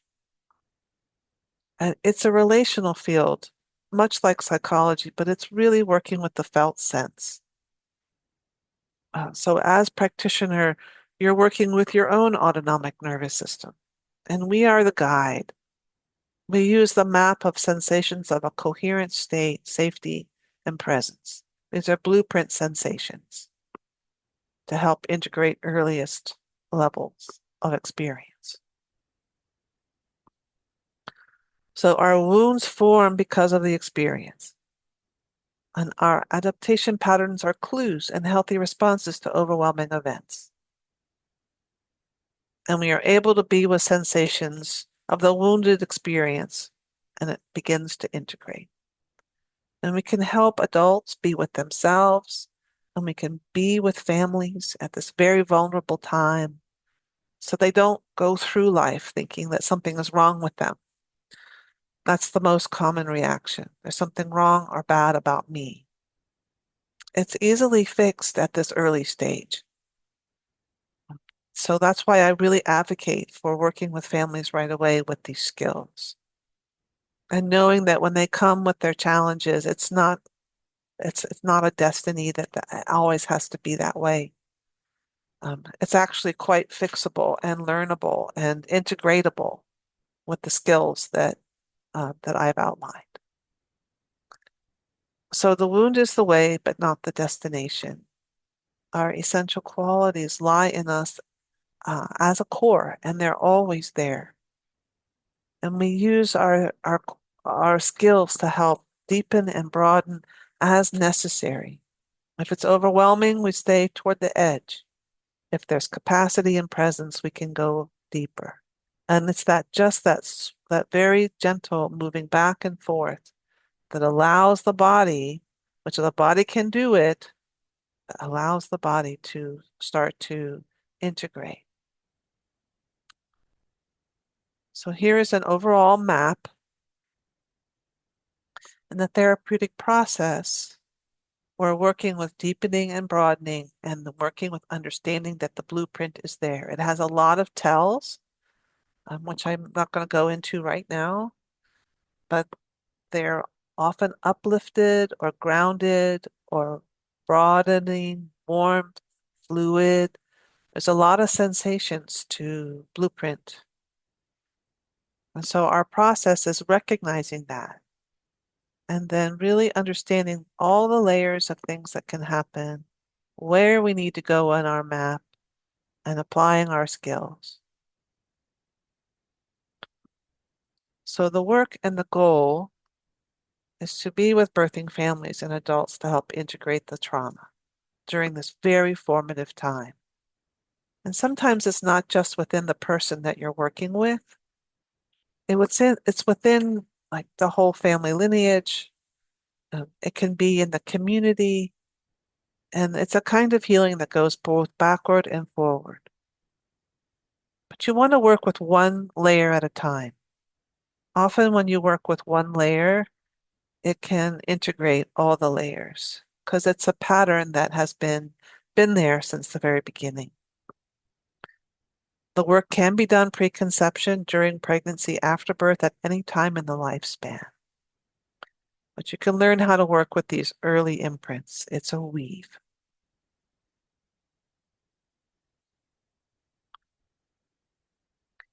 All right, so this is the completion of a slideshow. And I don't know where we are with time for you all. If you want, I can lead us through one of the exercises that can help integrate. Yes. Yeah. Okay, please. We do have time for that. Okay. For sure, please.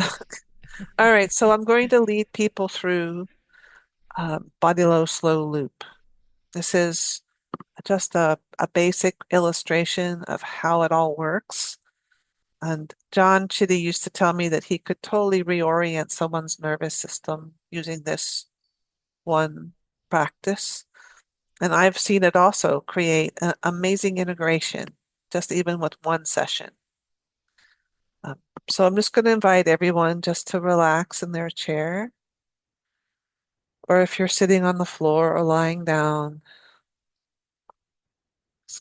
just invite people just to close your eyes or lower them so that you can just feel more.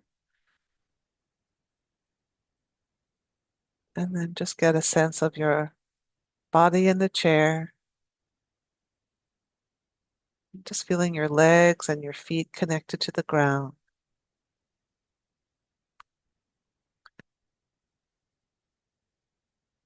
And then your spine rising up, feeling the mid-space of you, the middle of you. We grow our body around the middle. Just getting a sense of that mid-space. And then just feeling our back in the chair. And our breath. Well, just allowing yourself to breathe. or notice how your body wants to breathe.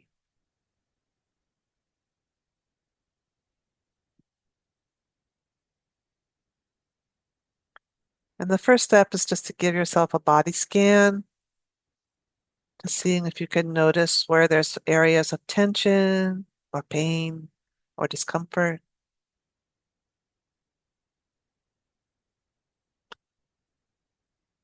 I'm just going to narrate mine, see if I can find something.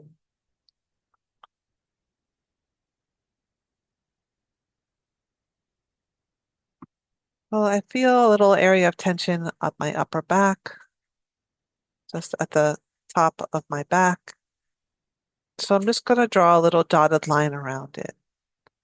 So I invite you to do the same. Just find an area of discomfort. Just draw a dotted line around it.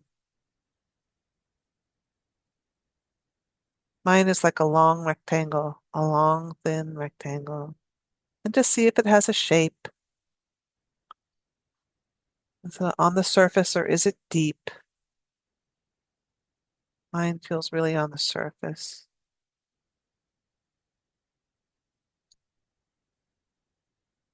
And to see if it has a texture or temperature. My little somatic rectangle feels a little rough, like sandpaper.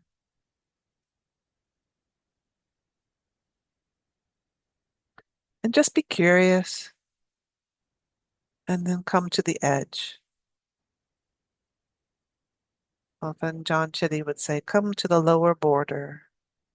And just stay at the edge.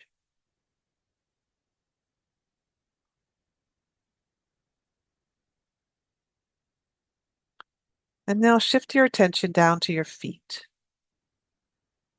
Just noticing your feet on the floor. Or if you're sitting cross-legged, just notice your feet. And see if you have socks on or shoes. Just squish your toes up and wiggle your feet around so you can really feel them.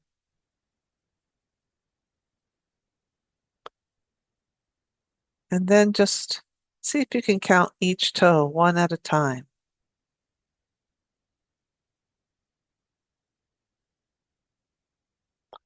I like to try and move my toe when I count it. It's just becoming aware of the toes.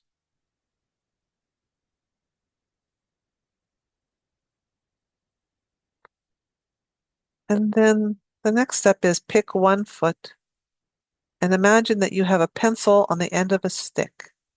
And just in your mind, reach down with your pencil on the stick and begin to trace your foot onto the floor, like you're tracing onto paper. And just make sure you go all the way around, imagining the sensation of the pencil next to your foot, all the way around the heel. And go around twice.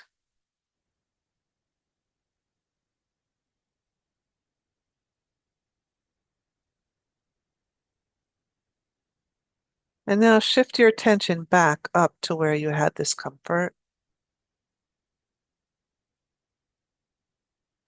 Seeing if there's any change. Mine has changed a lot. It's like it's now open, it's cool, it's no longer rough. There's a certain amount of aliveness that I feel in there, a little movement now. And just see if there's any of you, how many of you had a change? See if you can put your hand up. I'm about to take you through. You did? Ilja, what did you notice? I can't hear you. Are you talking? I can't. More openness. More open. Okay, yeah. More softened. Mm-hmm. Yeah. And so the next phase, if like the foot is not as effective, you can work with your hands. And I really love working with my hands because there's so much sensation in the fingertips. So just putting your hands on your legs and just moving your hands back and forth, just feeling what they're making contact with. See if you can feel the weave of the cloth that's around you. And if you're wearing shorts, you could just see if you can find where the shorts are, just really feeling that sense of cloth on you. And then very slowly lift your fingers up so just the fingertips are touching. And just move them around and see if you can feel the swirl of the fingerprint. Working with sensation. Then letting your hands rest again and count each finger one at a time. Just very slowly. I like to push it into my leg so I can feel.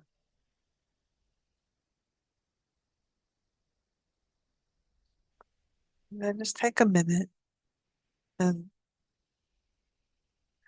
take your index finger of one hand and go and trace the other hand onto your leg. Just moving the finger along and around each finger. And then go around twice.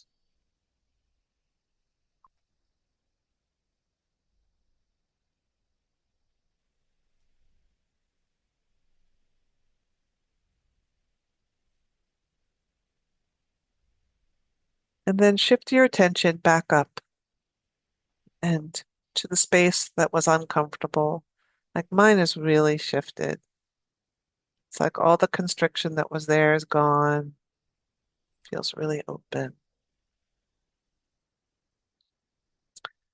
So that is an example of body slow loop, which is also a way that we deepen. We come to the edge of what's challenging and then we move away from it, which is broadening. And then we can move back toward it to see if there's been change. We can move away again. But it's just one way of doing it. There's a lot of ways that we train people to broaden and deepen with their very painful places.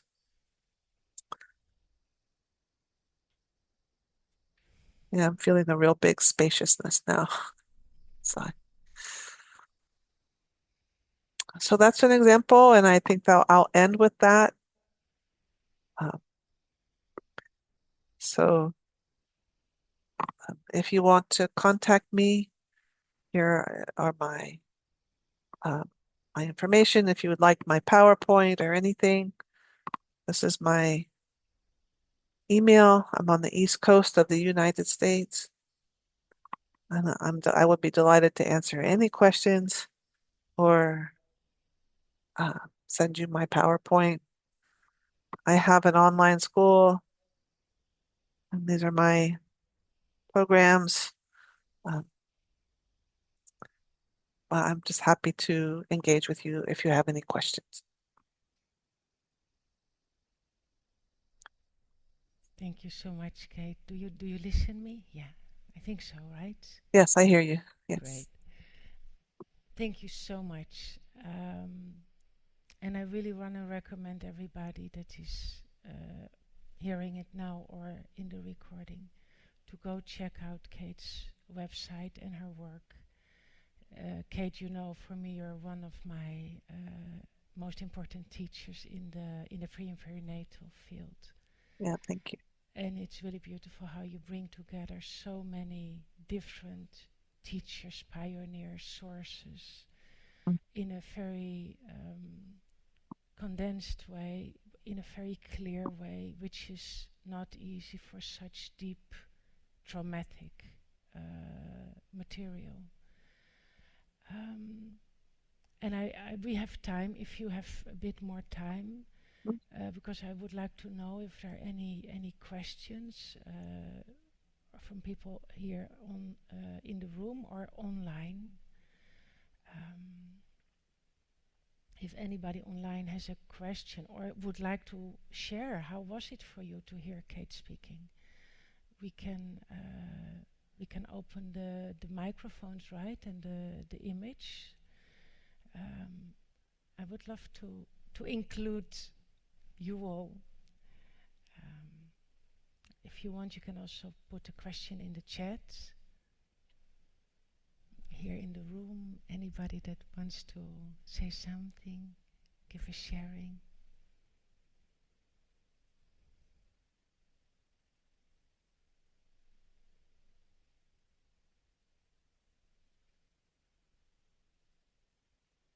Or are we just in this silent space, just being present and integrating, right?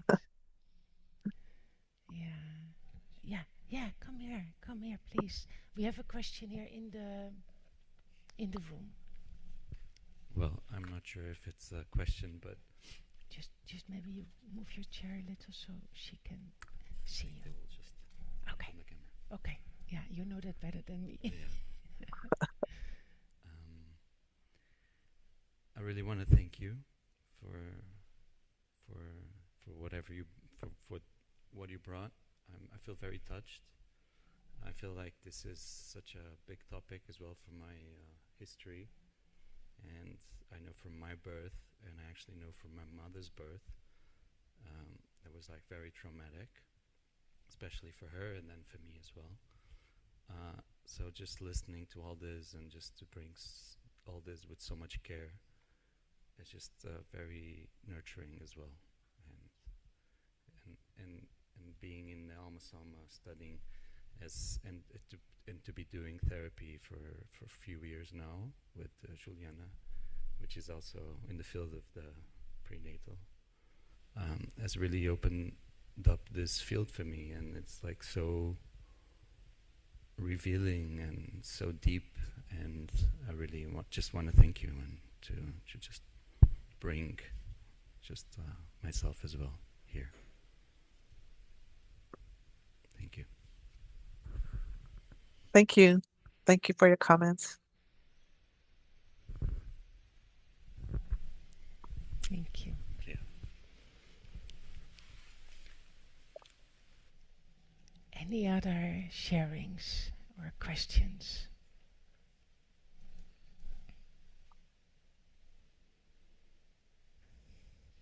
There's some things in the chat in Portuguese. Could you? It is about technical things that they could not listen. So. Oh no. No, not you. I think it was just now with the question, right? Okay. Yeah.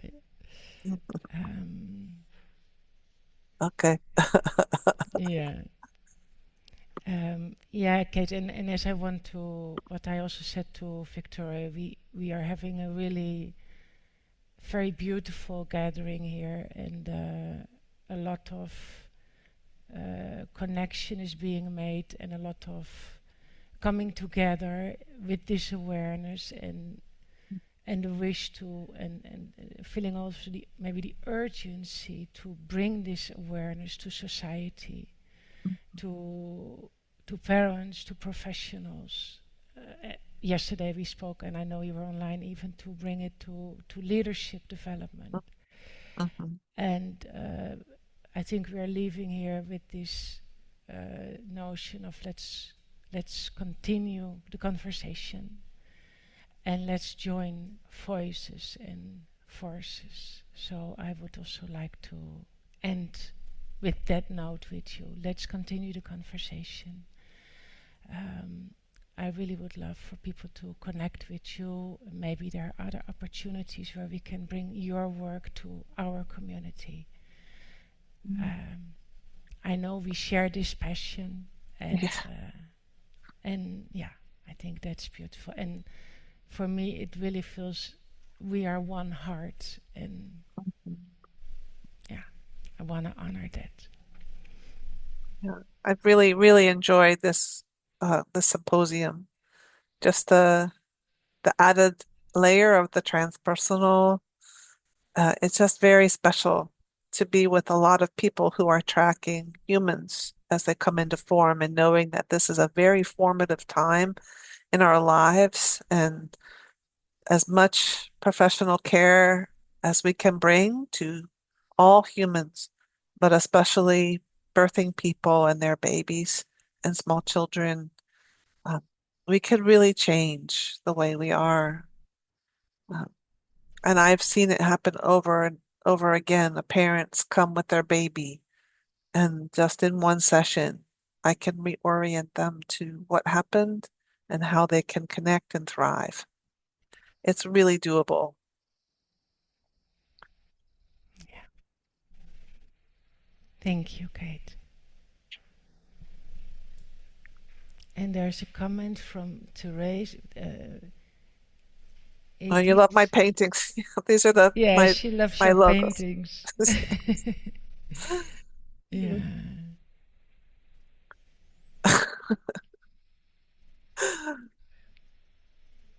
Okay. Thank you, Kate. And I'm checking the time.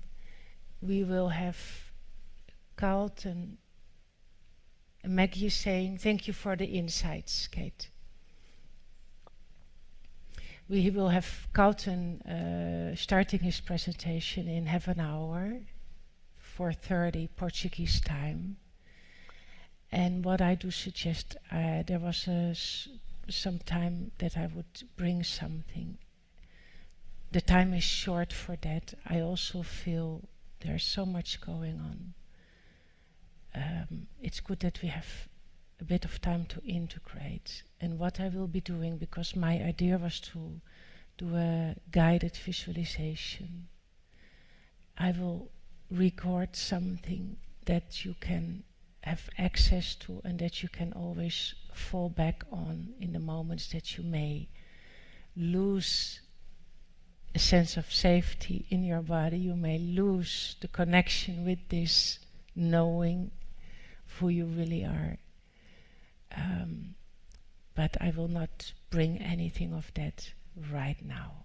I suggest we go to a break, and in half an hour Karlton will be online with us, and we continue for the last workshop of this symposium. But after that we will continue the conversation, that's for sure. Have a good break.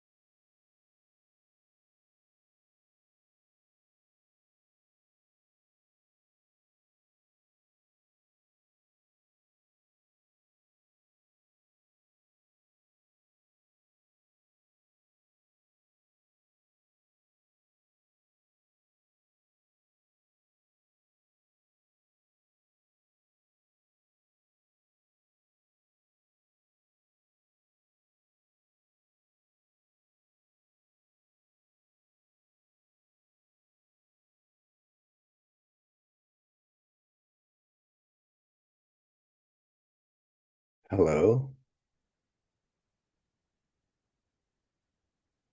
Ilja?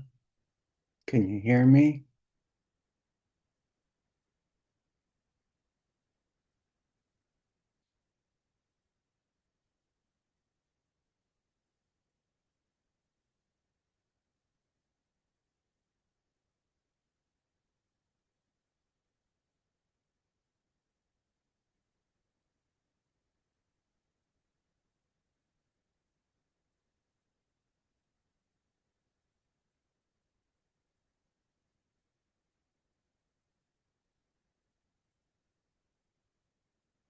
Mm.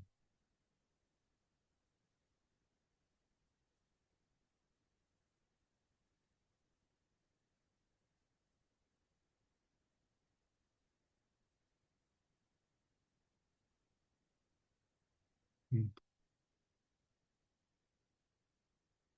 Mm. Mm.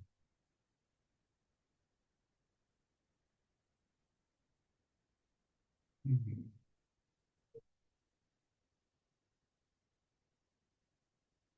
Mm.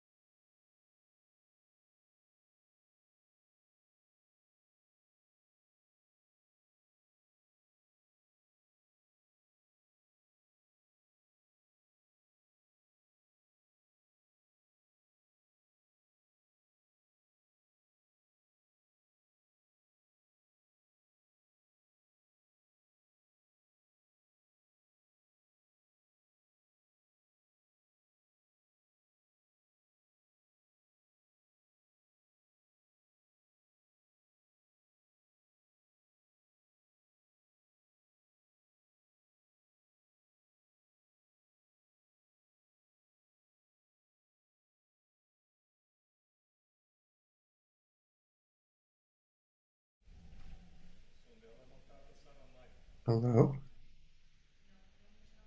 Ilja, can you hear me? Yeah, I can hear you. Can you hear me? Yeah, I can. I couldn't hear you until just now.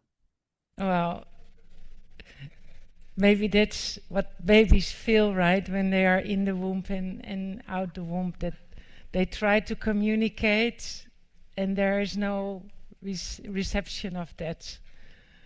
We were in that space together, so, but we have connection now. Hi, Karlton.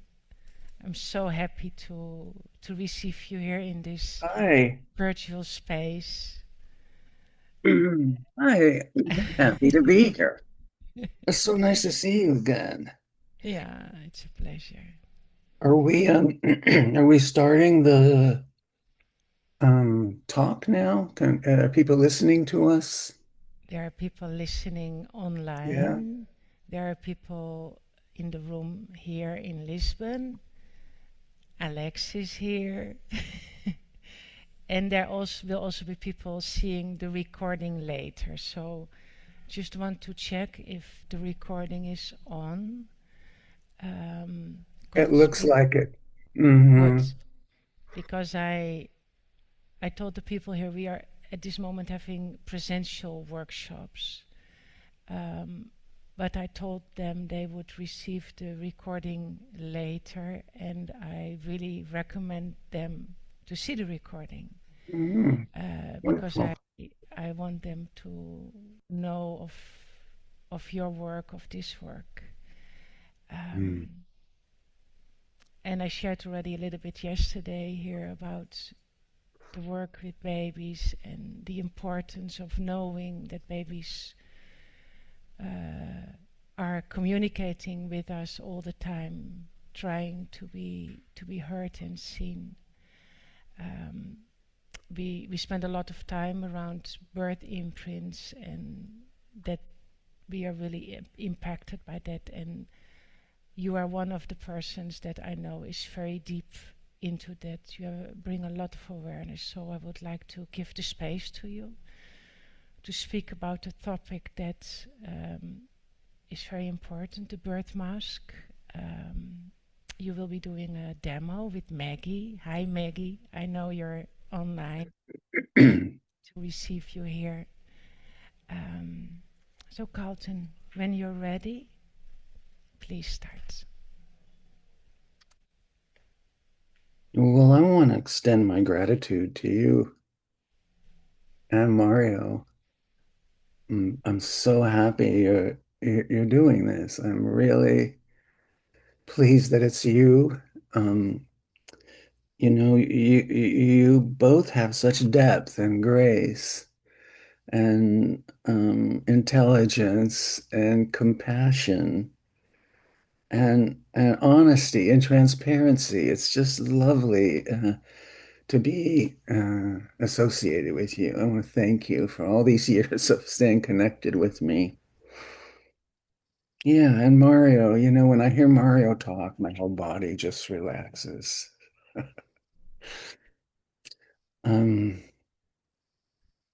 Yeah, so thank you. I want to start by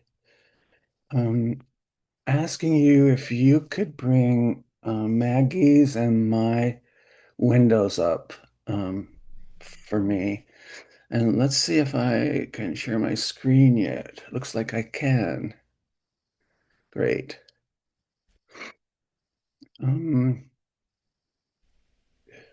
Gonna show you something that I found really interesting. And that is, where is Maggie online?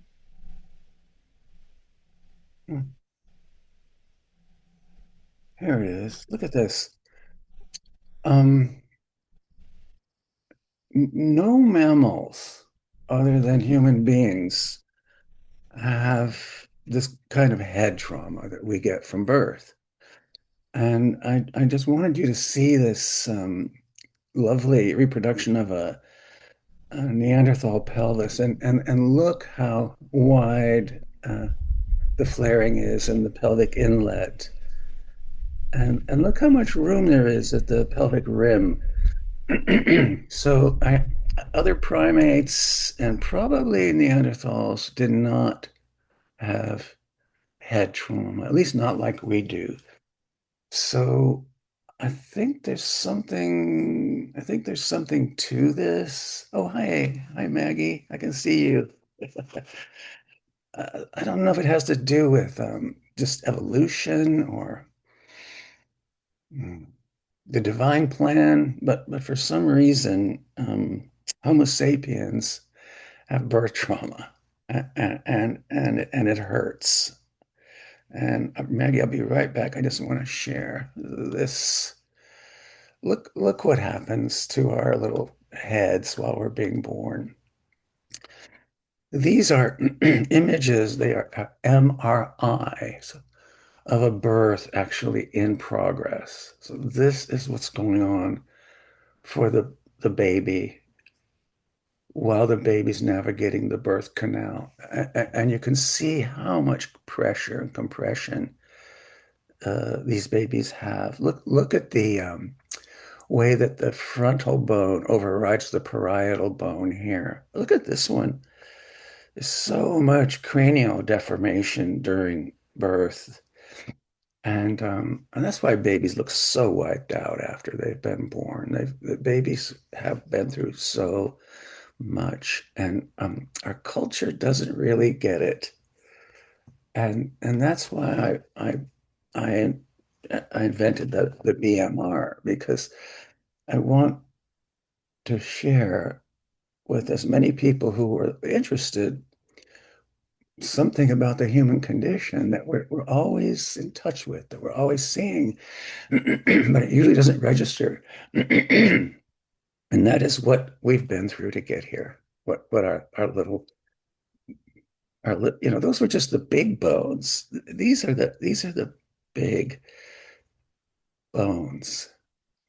What they weren't able to show is that there are like 14 little bones here. And sometimes I think of them as like puzzle pieces that are wet and you can push them around and shape them.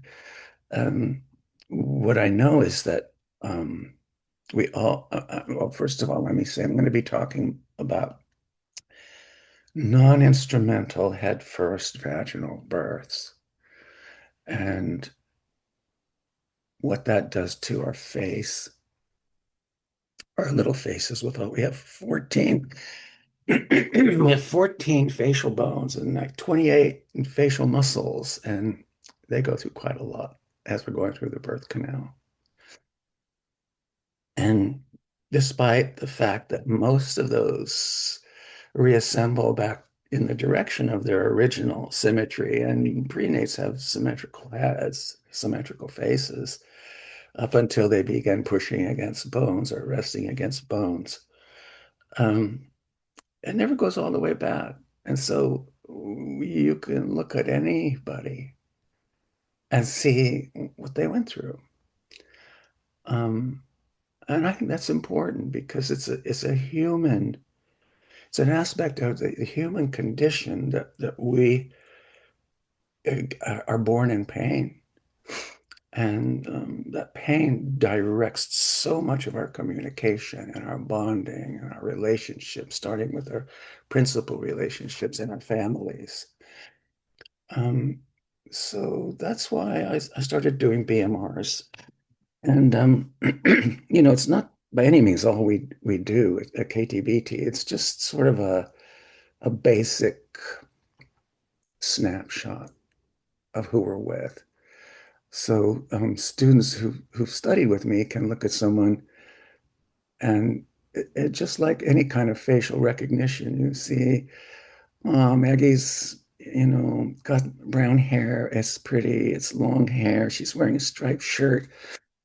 And she's a right-sided lie with rotational trauma on her nose and her chin. So we can see that instantly if we've been trained to look at it. And we'll get into many details, Maggie, in a minute. But why do we want to see what happened to someone? Well, especially with our babies.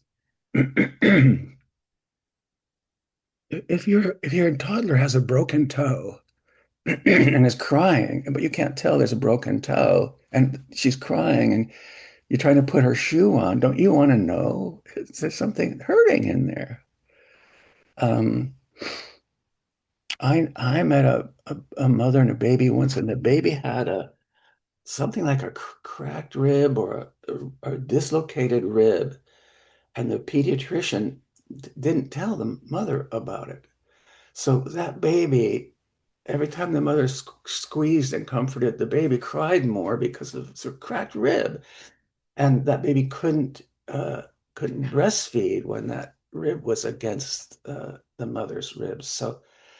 So much going on under the surface that we can see, and that I want to draw our attention to. So, Maggie, can you unmute and say hello? Hello, Carlton. Nice to meet you. I'm really excited. Thank you. I am too. I'm really grateful you volunteered. Thank you. I wouldn't miss out of this opportunity. Well, you sent me some wonderful pictures.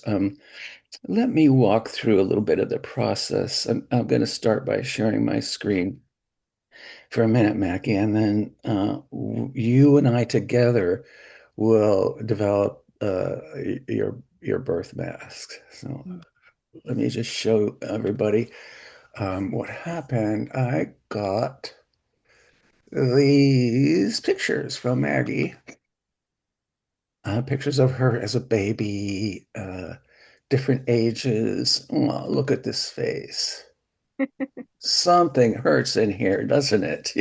Sure. Yeah, yeah. And if I'm Maggie, I want my mom to know something's hurting me in here. I've been through something. Don't be afraid to look at it. Don't repress or deny the pain our babies have been through.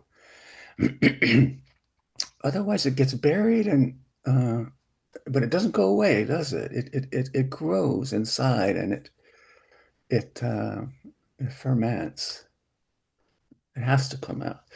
So I took Maggie's pictures and I made these, I call these passport photos because they look like a passport photo, but all of our babies and grown-ups that we do BMRs on, we take a passport photo. So there's a lot of continuity among all of the pictures we examine. And what I like to do is when I do a BMR is I do this. I line up the two passport photos side by side. Can you see these, Maggie? Yes. Great. Well, why don't we get started? Mm-hmm. And everybody can be a fly on the wall. This is the sort of process that I would do if Maggie had signed up for a BMR. But wait, first of all, hi. Is there anything I can do that could help you feel relaxed and safe and ready to go? I feel already quite emotional. So just to let you know, I'm close to my emotions. I can see that. Yeah. And you could imagine that it's important to allow those emotions in the moment. Yeah. What emotions are they, Maggie? Would you say? Or Especially when you said, look at that baby, it hurts. It hurt. yeah. My mother couldn't see that, or she didn't attend to me as child. Mm-hmm. And that you mentioned that already brought up, oh, somebody is seeing my hurt. Yeah. And you also said it's not going away. No, it's here. Well, we can help with that. Yes. You came to the right place. Yes, exactly. You just with these two sentences, you already, yeah, it's Mhm. here, finally somebody sees that. You know, babies long to be seen. Yeah. Children long to be seen. This. Look at me, Daddy. I can remember my son every 10 minutes. Daddy, watch. Look what I can do. You know, and babies will demand that we look at them by implicit memory crying after all their needs have been met. Thus, if they're still crying, they're saying, please, there's something hurting me inside. I can't carry this alone. And it's so beautiful when a mother cares and go, oh, honey, I'm so sorry. And then her thought is, well, what am I doing wrong? Why am I not? So many mothers go there. Why am I not a good enough mother? My baby's still crying. What's wrong with me? But the other thought mothers have is, I wish I knew why my baby's crying and what my baby's crying about. Because when you know, everything changes. When you understand what's behind something, what causes something, the system relaxes and doorway opens wide for the possibility of healing. So I want to go at a pace that works for you. And I know you have good psycho-emotional support around you. Yeah. Yeah, I like that confidence. Yeah, you do. I can tell by the way you answer.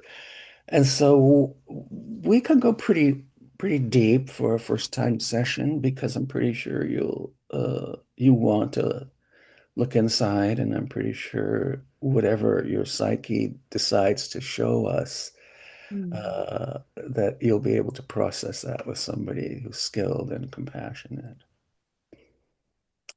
Um, Please let me know if you want to stop and process or or slow down and have some feelings. This is not for the Congress at the moment. It's not for the symposium. It's for Maggie. Yeah. This is for you. Thank you, Karlton. I already feel much better. You know, I feel an opening in my chest. I feel grounded again. Good. So I'm ready to start. Okay. Okay. Wonderful. Mm. Well, I love this picture of you. I mean, look at that face. Wouldn't you want to know her? So friendly and open and sincere and grounded. I love this face. So what we're going to do is we're going to start. Can you see my arrow? Yeah. I'm going to start on this face, and we're going to start by looking at the eyes, your eyes. And when you look at your eyes, which one looks lower to you? The This is the right eye of our client, our baby. So we would say her right eye or her left eye. so my right eye, I guess, is lower. Yeah, this one? Yeah. Yeah, I think so. I'm pretty sure. So what I'm going to do is I'm going to do a birth mask reveal diagram. And basically, we're just going to draw on your face the things that we see. Mm-hmm. Oops, that's too big. Let me get this just the right size. There, that looks good. So this eye looks, whoops, come here. This eye looks lower. So that's what this arrow means. Mm-hmm. Lower. And I will label this for you. Everybody gets a copy of their BMR after we make one, but it's completely confidential. Goes into a file that nobody has access to unless we get permission to share it for whatever reason. So this is lower. Mm-hmm. Lower. Okay. So Maggie, if this was the middle of your nose, Yeah. could you tell, is one eye closer, slightly closer to the middle? Very close, aren't Would they? say the right one. What do you? Yeah, I think so too. Not very, very close, but closer. Yeah.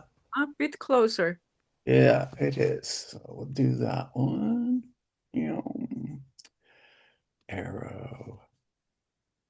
And I'll bring the arrow over here. And this eye is closer. Let me just label that. I can tell, I can't see you, but I can tell by your voice that you're doing okay. Yes, yeah, I'm okay. Closer.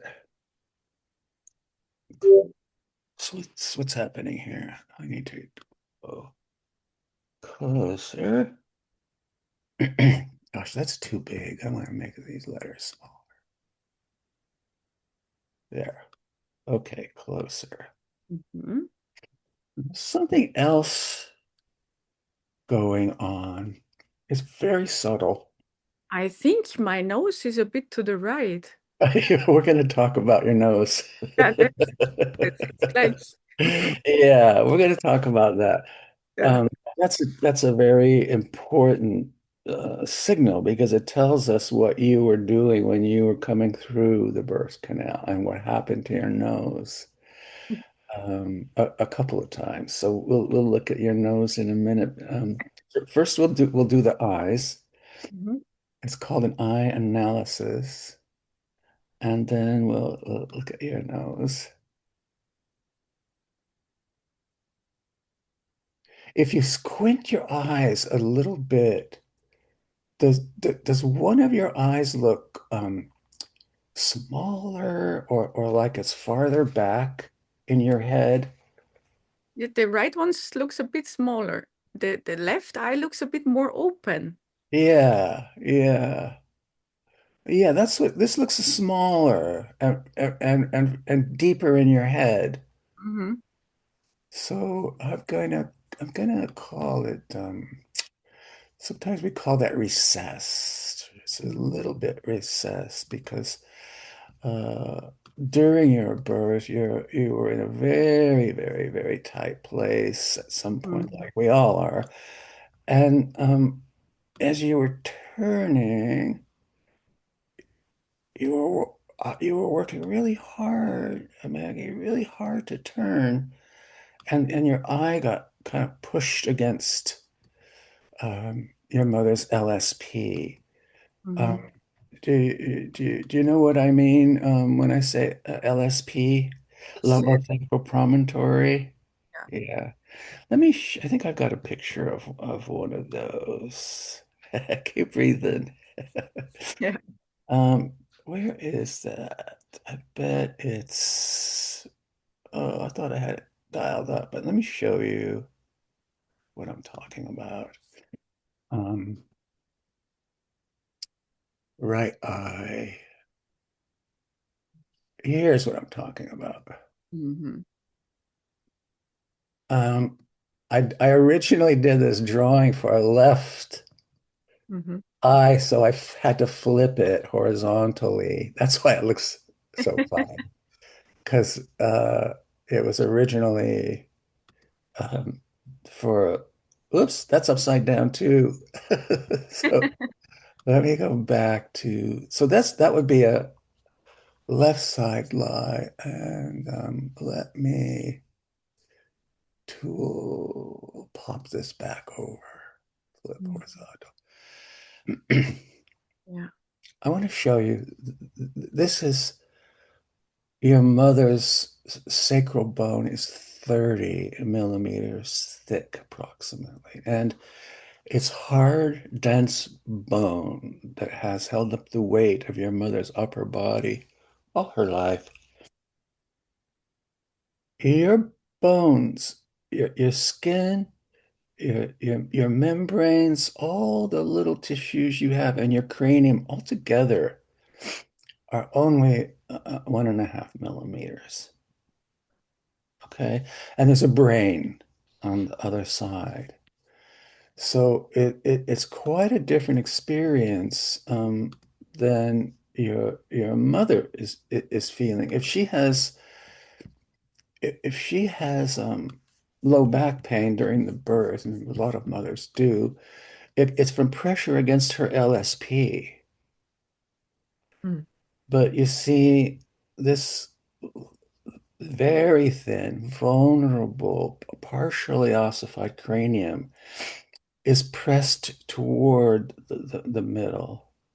Mm. And as you descend, you see, there are drag impacts that pull the side of your eye down. Mm. Does that make sense? Yeah. Sometimes I pretend like I have an LSP in my hand. Yeah. And if I'm a right-sided lie, like you were, and I'm against the LSP, the way out is that way. If I move out, I'm going to have a drag force on the side of my head. And you do. Yeah. I'll show you. Do you know it? Are you familiar with it? You can see on. Interesting for you to see.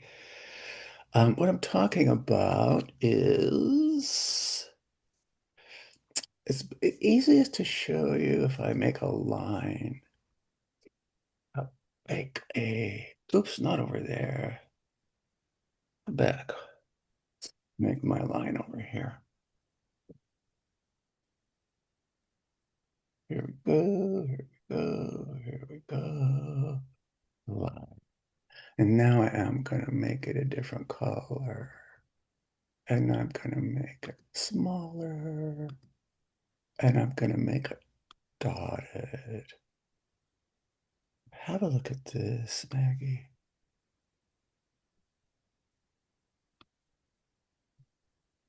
You see that? This is from drag force, pulling this side of your eye down. Yeah. Wow.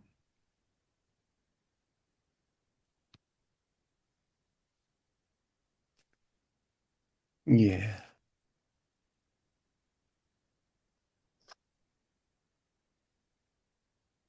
Birth is so hard. Human birth.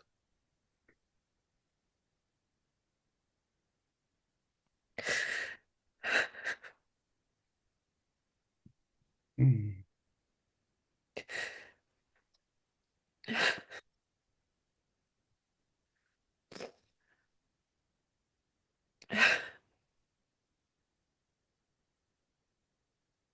I'm paying attention to your breathing, Maggie.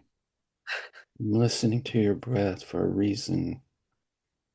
I'm noticing where your hand is and what your hand is doing. You're turning red. Yeah. Mm.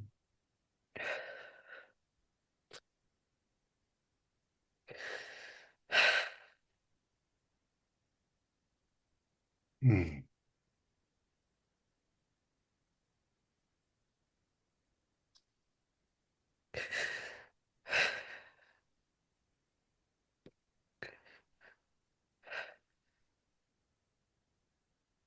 Mm.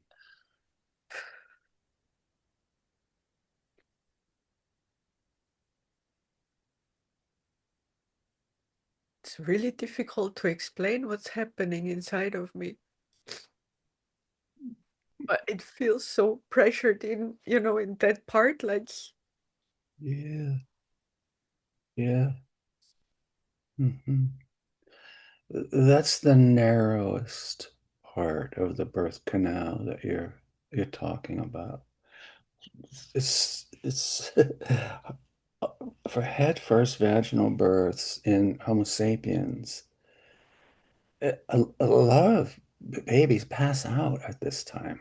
They dissociate, or their system just starts to uh, just kind of go crazy, bells going off. What's happening? This is all brand new to me. What did I do to deserve it? Why am I here?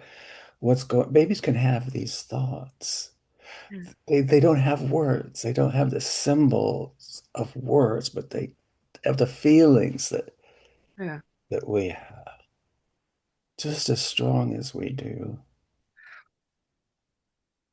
And babies can feel like, why is this happening to me? This is weird. This is new. It hurts. And usually babies get mad first, but after a while, if getting mad doesn't help them, they could feel defeated and lost. And The words is coming up like there is something wrong. Is this supposed to be like that? There is something wrong. yeah, yeah, yeah, there was. Mhm. Yeah, yeah. Mhm. Mhm. And especially on the right side, like you say, it feels like, it's my face is coming down, Yeah, it did. really deformed. Mhm. Well, you saw those MRI pictures. Mm. Babies are inside, they're so resilient. Babies are really strong. It's amazing. And they're elastic. And so their heads go through real deformations. And shortly after birth, they're bruised. Their face is very puffy. You can't quite tell what happened. And a day or two later, things kind of settle down. And a lot of it goes away so that again, it's not recognized because of the elasticity of the fascia and tendons and ligaments kind of bring much of it back to the prenatal symmetry. Yeah. Yeah. Oof. Yeah. Oof. Birth is a wild ride. Amazing, yeah. Mhm. Well, um, you okay to go back and look at? I don't think we need to look at your eyes anymore. I think we're pretty sure we know what happened. But I want to show you something you might find interesting. Um, I want you to look at this picture now. Mhm. And do you notice how now you can see everything we just showed you? Mhm. Just with this picture. There it is. And this is what I mean by a mask. It's a certain shape that gets left on our face. Mm. Um, and if you'd like to, we can go to the next step that we normally do with a BMR. We can be done with the eyes for now. Um, I'm going to call this I analysis. There. And I'm going to take a picture of it so that you can have it. I'll email it to you. Thank you. Normally, I email a recorded session and drawings so that you can have them. Hmm. Um, Mm. Hi, Mhm. how are you doing? It's quite intense, but I'm good. It's really good to talk about it, right? Finally, you know. Hmm. Yeah. Yeah, I wanna show you as much as we can without overloading you. Mm. Um, but I know you have so much support, and I know you're a spiritual person, and I know you will use this information to help yourself grow.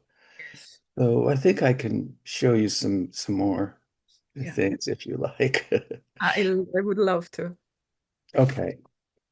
Okay, let's keep going then. Share my screen. Um, I'll put this away. And I need another passport photo. Oh, look, here's the picture I took. There's something happening here that we'll talk about later. Yeah. Um, where are we going? Where's Maggie? Exhibits, passports, photos. All right, so we need another passport photo.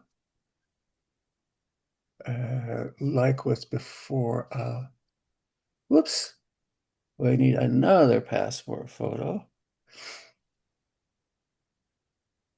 There we go. Mhm. So now what I'm going to do, I'm going to pull this over a little bit so that this passport photo is predominant for us. And I'm going to do something, I call it a cloak. And my cloak does is it hides parts of your face Mhm. because what human beings do when they have facial recognition, and it's amazing how much goes into facial recognition. Babies have to learn to see so many different things. But we're used to seeing your whole face and putting it all together as one. What happens with the cloak is when we isolate parts of your face, we will see what happened to that part of your face during a certain time. So we're actually going through the story of your birth from when let's see, right. So when you LSP, when you first went down, that Mhm. was one step. Now you have to figure out how to rotate, unlike other mammals. So let's see what happened. when you dictate it, okay? The cloak will tell us. What we want to do now is we're going to make a line by tools line. I'm going to make it white again. Going to make it a little bigger. Oops, that's too big. I'm going to make a knot dotted. Now, here's what we need to do together. This blue dot, we want to put this blue dot in the middle of your face from side to side. So before we look farther down, I want to see. It's tricky because this eyebrow's higher and this eyebrow's closer. So if you could imagine seeing into your cranium, where would this dot be to be in the middle of your frontal bone? The metopic suture is right about here. Does that look okay? Yeah. It's like the middle. And maybe a bit more to the right. Okay, a bit more to the right. Yeah, That like better? that. Yes. Yeah. Okay. I have to apologize for the accuracy of my tools. I have a Mac and I'm using an application called Preview, but it's not nearly as precise as I want it to be for the type of work we're doing. So we get as close as we can. Now, something special about your nose. I'm going to show you some anatomy here for a sec. Nasal anatomy. Look at this picture. This is a nasal anatomy of an adult nose. And obviously the frontal bone covers this whole big area. And then there's a perimeter between your frontal bone and your nasal bones. And then there's another perimeter between your nasal bone and this cartilaginous part of your nose. It's called upper lateral cartilages. And then the tip of your nose is another set of cartilages. The reason these are important is because when you are moving your head back and forth over the LSP, those are the places that are vulnerable for shear. We call it shearing. So if you're turning, like this, those are the places that will show some not really broken, but shearing, they call it. It's a little bit off to the side compared to the one above it. Okay. So let's go here. And I think you've got either this is your frontal bone, and this is where your nasal bone starts. I think it is. I think you may have. Yeah, I think that's where your nasal bone starts. So I'm going to bring this dot just a little lower, Maggie, to here. Okay. Now, are these freckles right across where they need to be? Something happened there. So let's draw our line down to that section. Put this in here. Yeah. Get it lined up just right.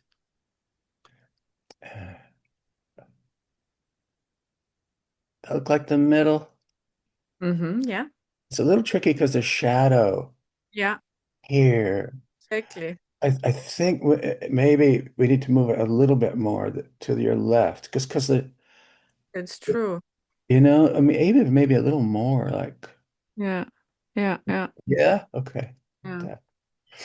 Okay, and now let's go. I think this is still bone. Yeah.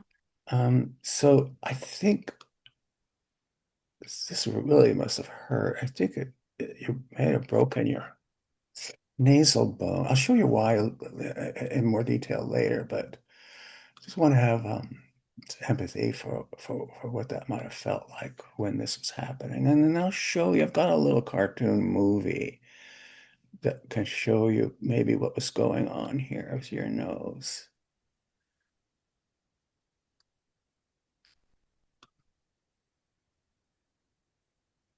Now, I'm oops, I'm not sure. Should this go a bit more this way? Yeah. I think this is good.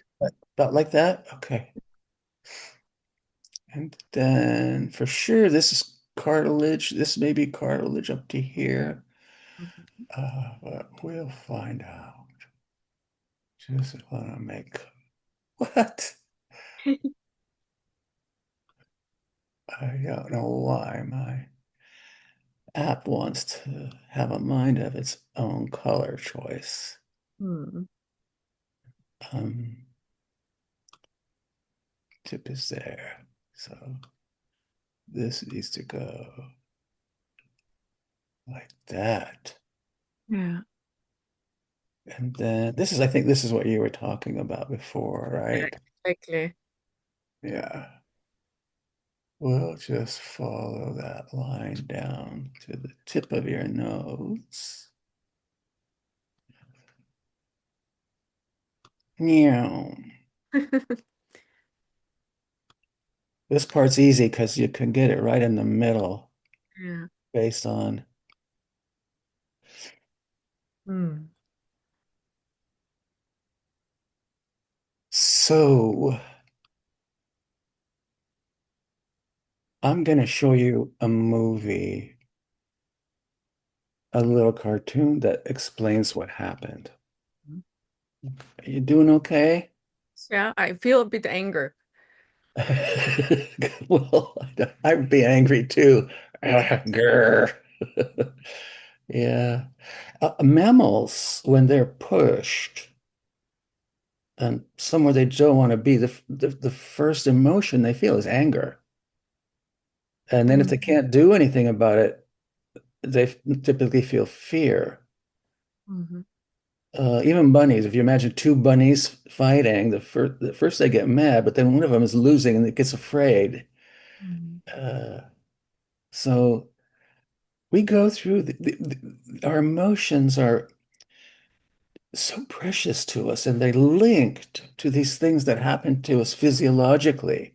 Mm-hmm. So you were mad when this was happening, I think, and you might still get mad when things in life get hard to figure out and you don't have enough resources. I bet you get really mad, Yeah. right?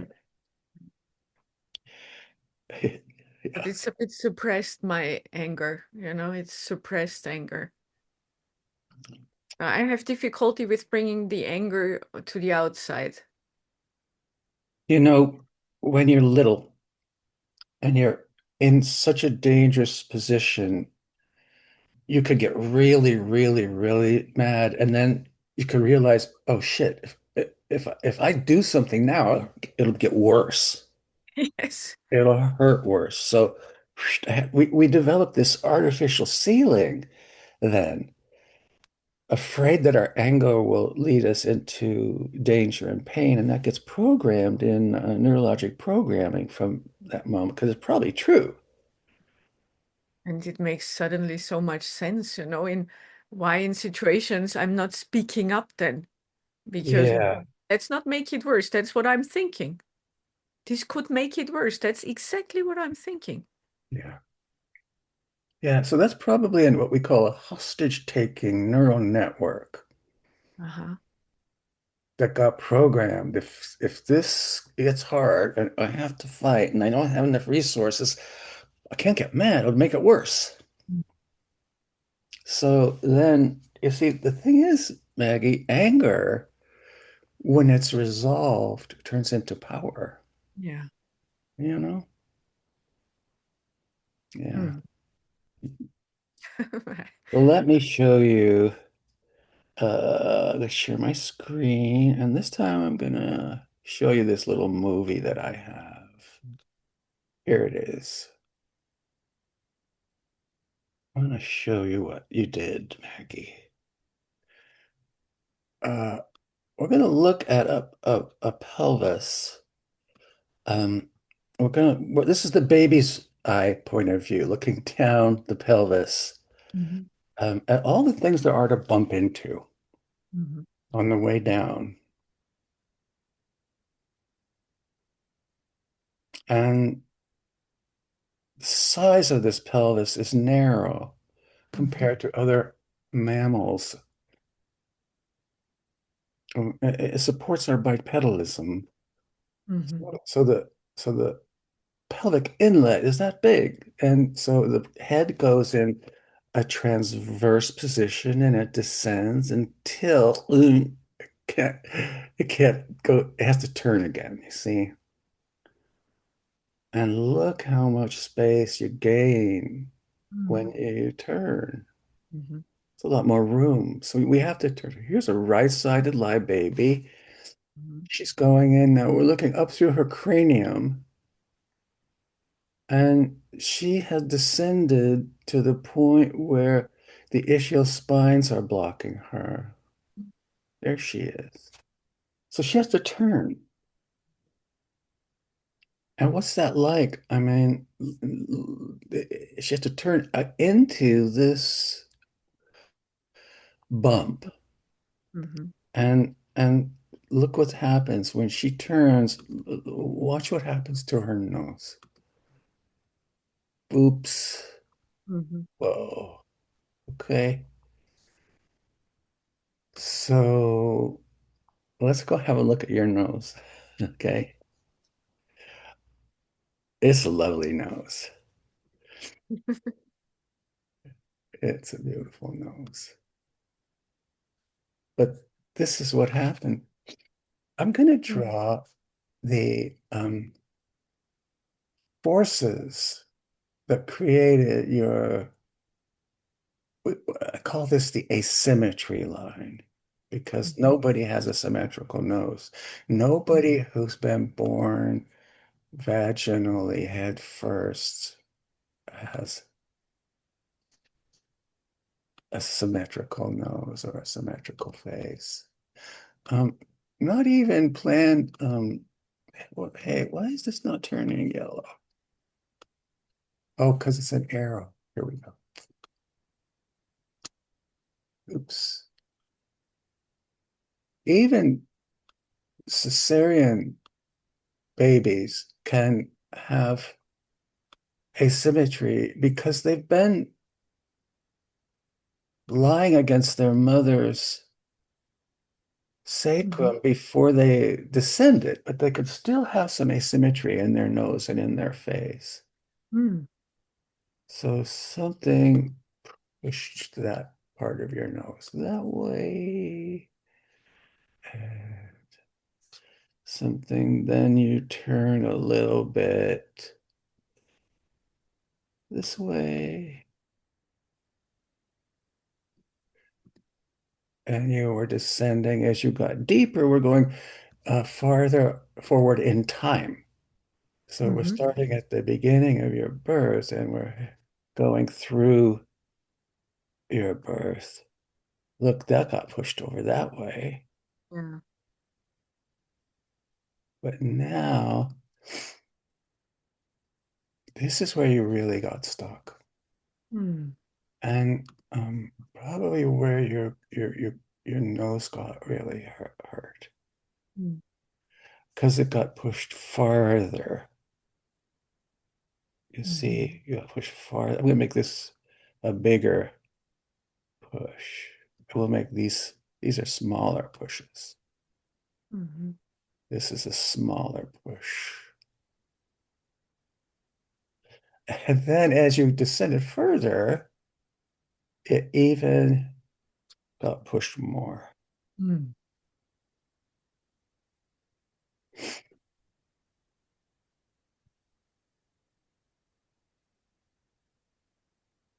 Now,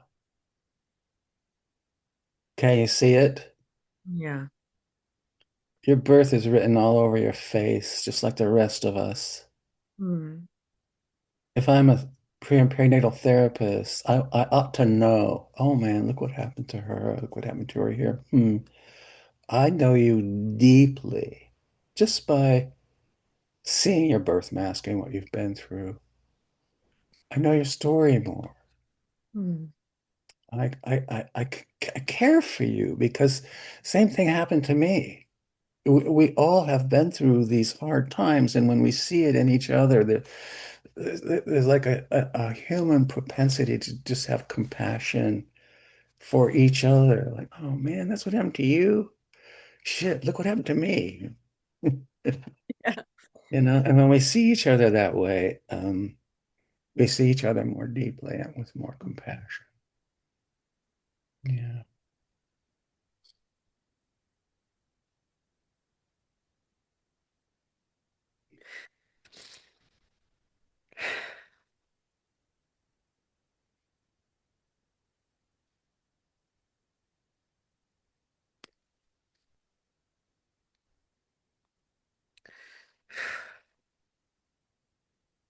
Mm-hmm. I feel How's your occiput feel? so much pressure in the back of my head at the same Yeah. time when we talk about the nose. Yeah, look. Here goes the nose Yeah. against that. But here goes the Yeah. This occiput. is where it hurts, yes. Yeah, this is a little bit later, but you got stuck there too. Yeah. And I think that's what flattened this part of your nose a little bit. Uh-huh. So we would say that when your eye was against the LSP, that was at the beginning. And stage Emerson came up with these stages of birth that have emotional, psycho-emotional equivalents. And this one is called stage one. And Uh-huh. then you descend, and then oops, you have to rotate. That's called stage two. And some people really go back and forth trying to find their way through this narrow stage two. And then comes stage three, where your face is in the sacrum. Mm. So you rotate it into the sacrum and you have to come out like that. Yeah. Birth is tough, you know? It's really tough, yeah. It is. And we have head trauma. Yeah. Some people just can't stand the idea that we have head trauma, so they ignore it or repress it, and it goes unseen in our babies and in ourselves. And it's a tragic thing to deny and repress this fact that Homo Yeah. sapiens are have head trauma. Yeah. Mm. So, what we can do now is I'm going to continue, but I'm going to use different colors because we're going to talk about your lower face, okay? Yeah. I want you to see what happened as you descended. Um, let's see, I want to get a line here. Oh, good.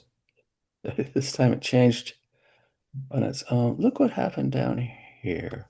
Yeah. It goes to the other. Boing. See that? Yeah. Hmm. I want to look at you. Wow. What was that all about?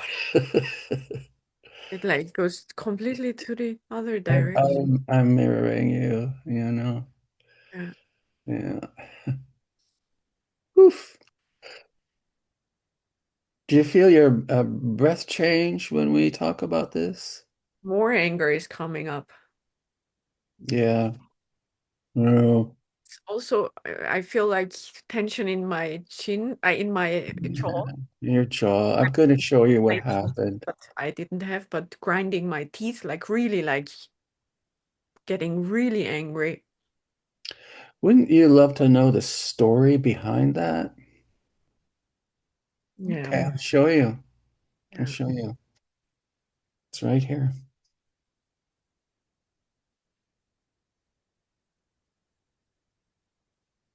This got pushed that way. And I'm going to use a yellow arrow because it's still diagramming forces that are pushing you laterally. Look. So that's another big one, isn't it? Yeah. Look at what happened here. And let me just say this. When we do a BMR, Yeah. this part of the face is all kind of interconnected, all these little bones. But the jaw hangs. It's got, the head of the mandible fits into these sockets, but it's more vulnerable Yeah. Yeah. to twisting than the uh, upper bones of the face. Yeah. And when you were in stage 3, you were also still twisting a little bit. And I'll show you how I know that. You're mad. Yes, I am. Yeah, see that part of your jaw you're touching right here. What happened was this.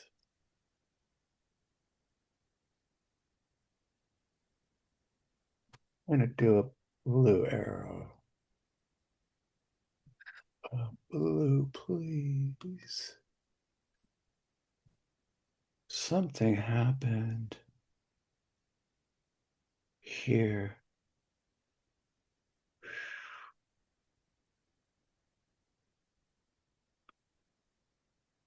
Let me just line this up. I want you to see how much bigger this side of your jaw is compared to the other side. Yeah. What happened was you turned to the right and your jaw was pushed up and into your left mandible, and the head of your mandible got jammed up into your well, I'll show you. I've got some anatomy that will describe what I'm talking about. Let me just put this in first. So you got pushed, I'd say. Look at this force that pushed this and this over. Yeah. And this force, Maggie, went up here, right up here into this mandible. Yeah.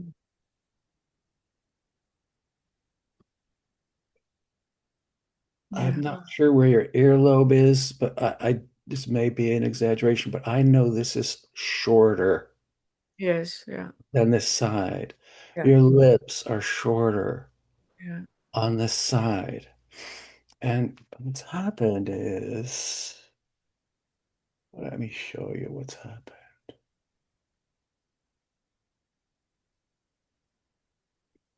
Look at my exhibits here.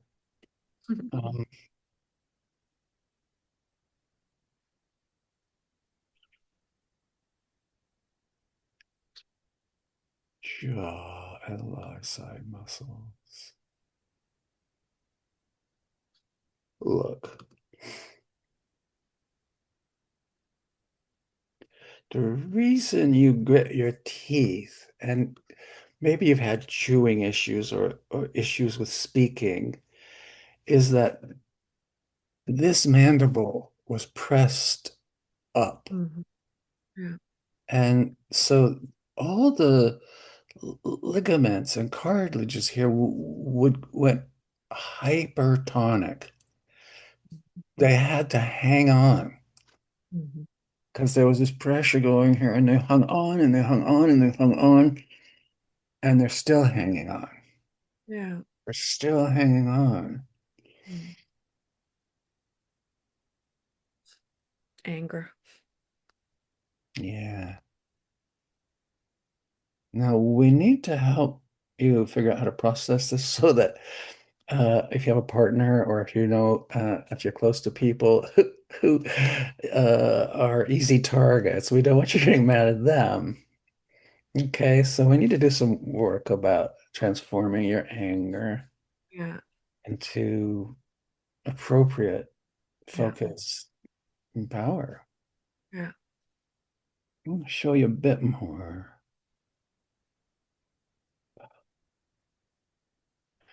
The jaw is such an interesting, look at all the stuff that's going on in here.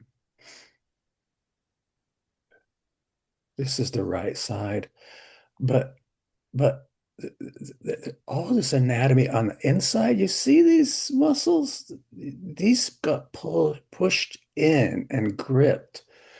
And so I don't know if the acetabulum got torn up in here, but I do know that your jaw got jammed up in there. And it still shows.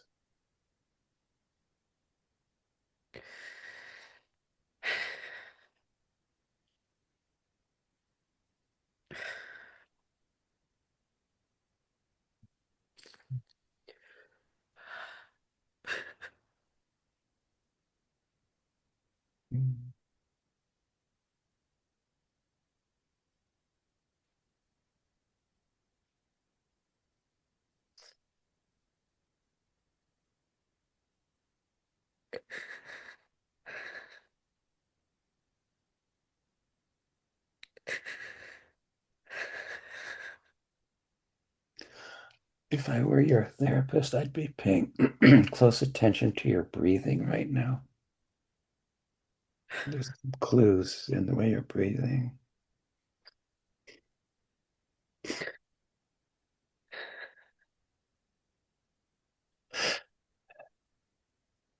I'm just mirroring you.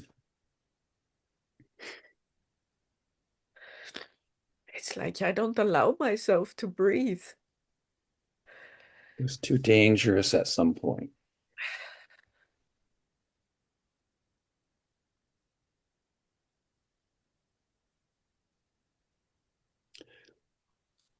You just want to point out, can you see my arrow on now? No, Okay. I still see you. Your neck is very white and your upper chest is red. Ah, Have okay. you ever noticed that in your life? Can you repeat the question? Yeah, your neck is whitish in color, Yeah. and your upper chest is red. A real line on your neck too, where the red starts and the white begins. Yeah, I can see that. Yeah. Yeah. Did you know that that's what happens when your anger gets activated? No. You might take a look. It could happen when you get angry. Yeah. And it also can be hard for you to breathe when you Yeah. get angry for a few reasons. If I take a deep breath and get really mad, I'm going to explode with anger. And Yeah. I can't do that here. It's Yeah. too dangerous. I'll pass out. My blood pressure will go shooting through the ceiling. My body temperature will go up. My heart rate will go up. But I can't get mad. It's too dangerous. Mm. And I don't have enough oxygen. So, take a couple of slow grounding breaths. And I'm just going to check the time. Ilya, how many minutes do we have left for this presentation?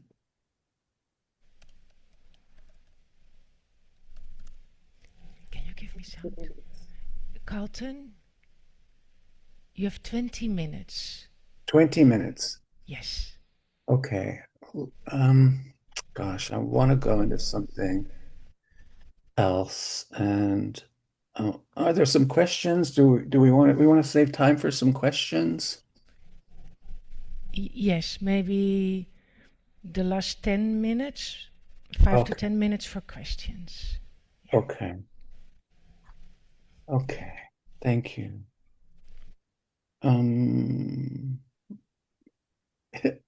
Maggie, you look like you had enough.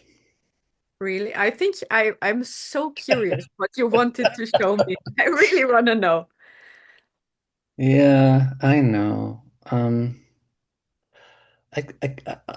can only show you because I know you're going to process it. You're not going to let it push you into a state of freeze or depression. So, since you have good therapists and good colleagues around you, I'm going to take everything one step further. This is see if something else might have happened that we can look at. But before I do that, let me take a picture of this. And the cool thing about a BMR is you just need to do it once, pretty much. Then you know so much, and you just file it away.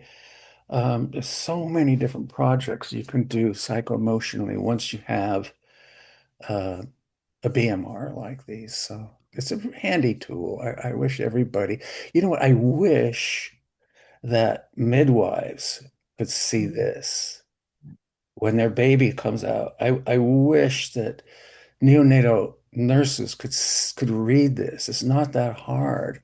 I wish every baby at a birth could get a BMR right off the bat. Yeah. I just think it would help us understand who they are and what they need.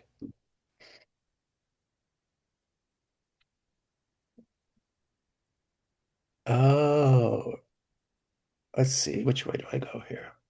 Ethmoid or breathing, I think.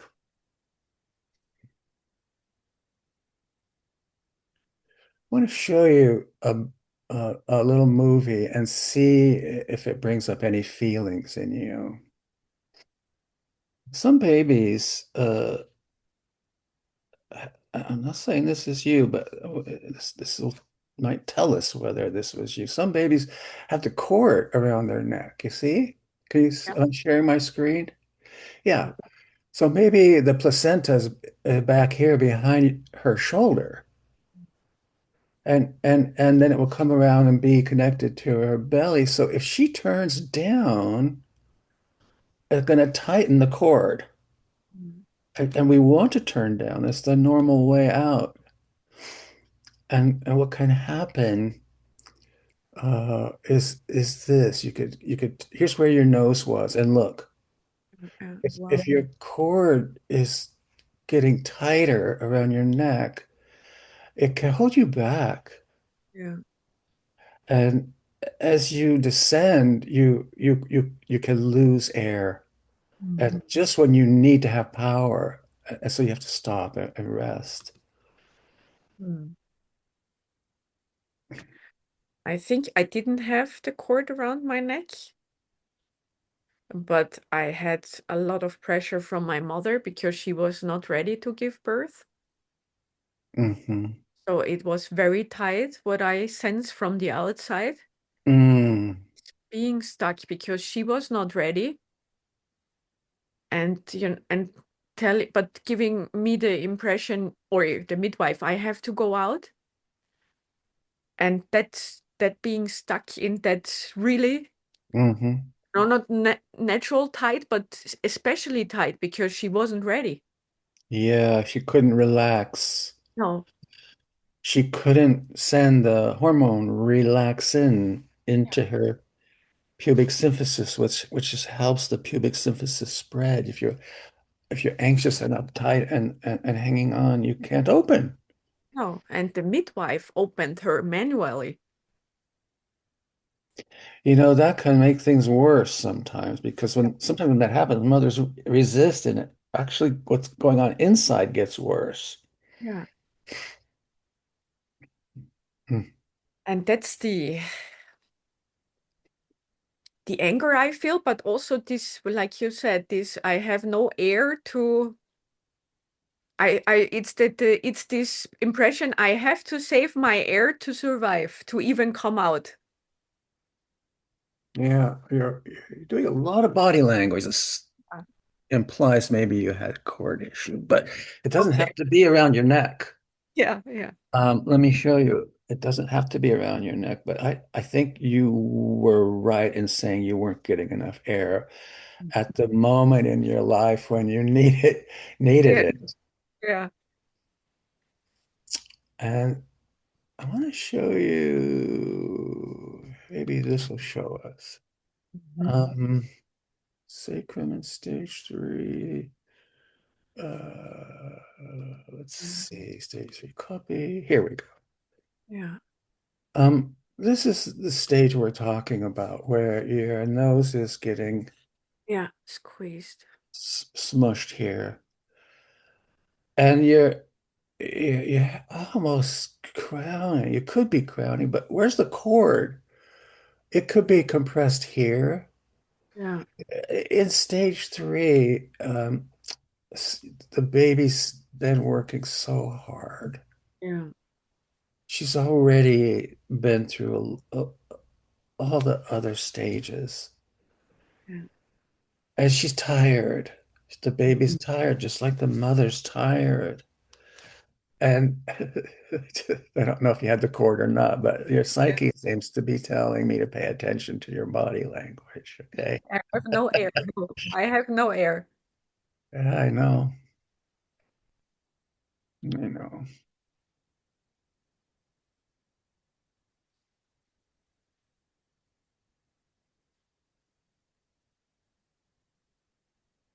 I don't know if I'm gonna die. Just when you need it most, you have no air. Mhm.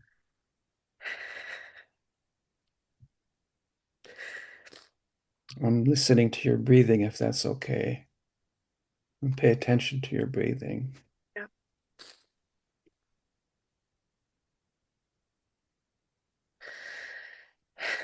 Mm.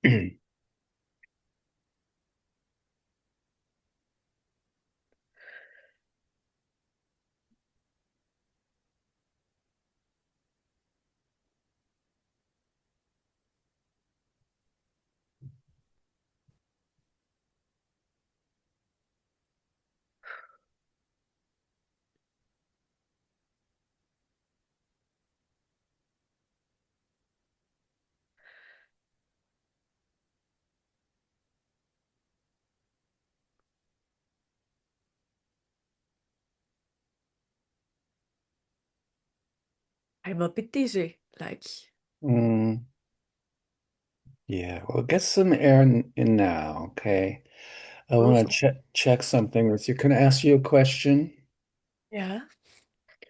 What is 13 minus 7? Phew. 6? Yeah, yeah, okay. Who is the president Oh, of really bad. Uganda? I don't, Uganda. I don't know. I don't Kenya. know. But I know Trump. Trump is in America. Oh, no, not again. Well, I'm using some humor to bring you back into the present and out of your regressive process because I know the clock is ticking and we're Yeah. not just together, but we're in a symposium. And Ilya probably is wondering about the time a little bit, but I want to do this for you. I'm going to send you these drawings I made, and I'd like to do a follow-up private session with you just to sort of contain what you did, because you did a lot today. You probably did a little bit more than I would normally do with a first time BMR, especially somebody I don't know that well, or somebody who I'm not sure they have a good therapist or good support at home. So you went pretty deep and you went pretty far and you went through all the stages except the last one, stage 4. So you did almost the whole birth up to the point where you were crowning. And it's so funny because when we see a baby crowning, we see that head coming out. We think that's birth, Yeah. but that's the end of birth. Yeah. And what we need to know about is what happens throughout the birth for the baby. And by learning to look deeper, like the BMR brings you into this place, right away what that person's birth was like. Yeah. And then you can put the BMR in a file and refer to it, talk about it when you want to, talk about what happened at different stages. I was angry here, I got scared. Here, I ran out of air. Here.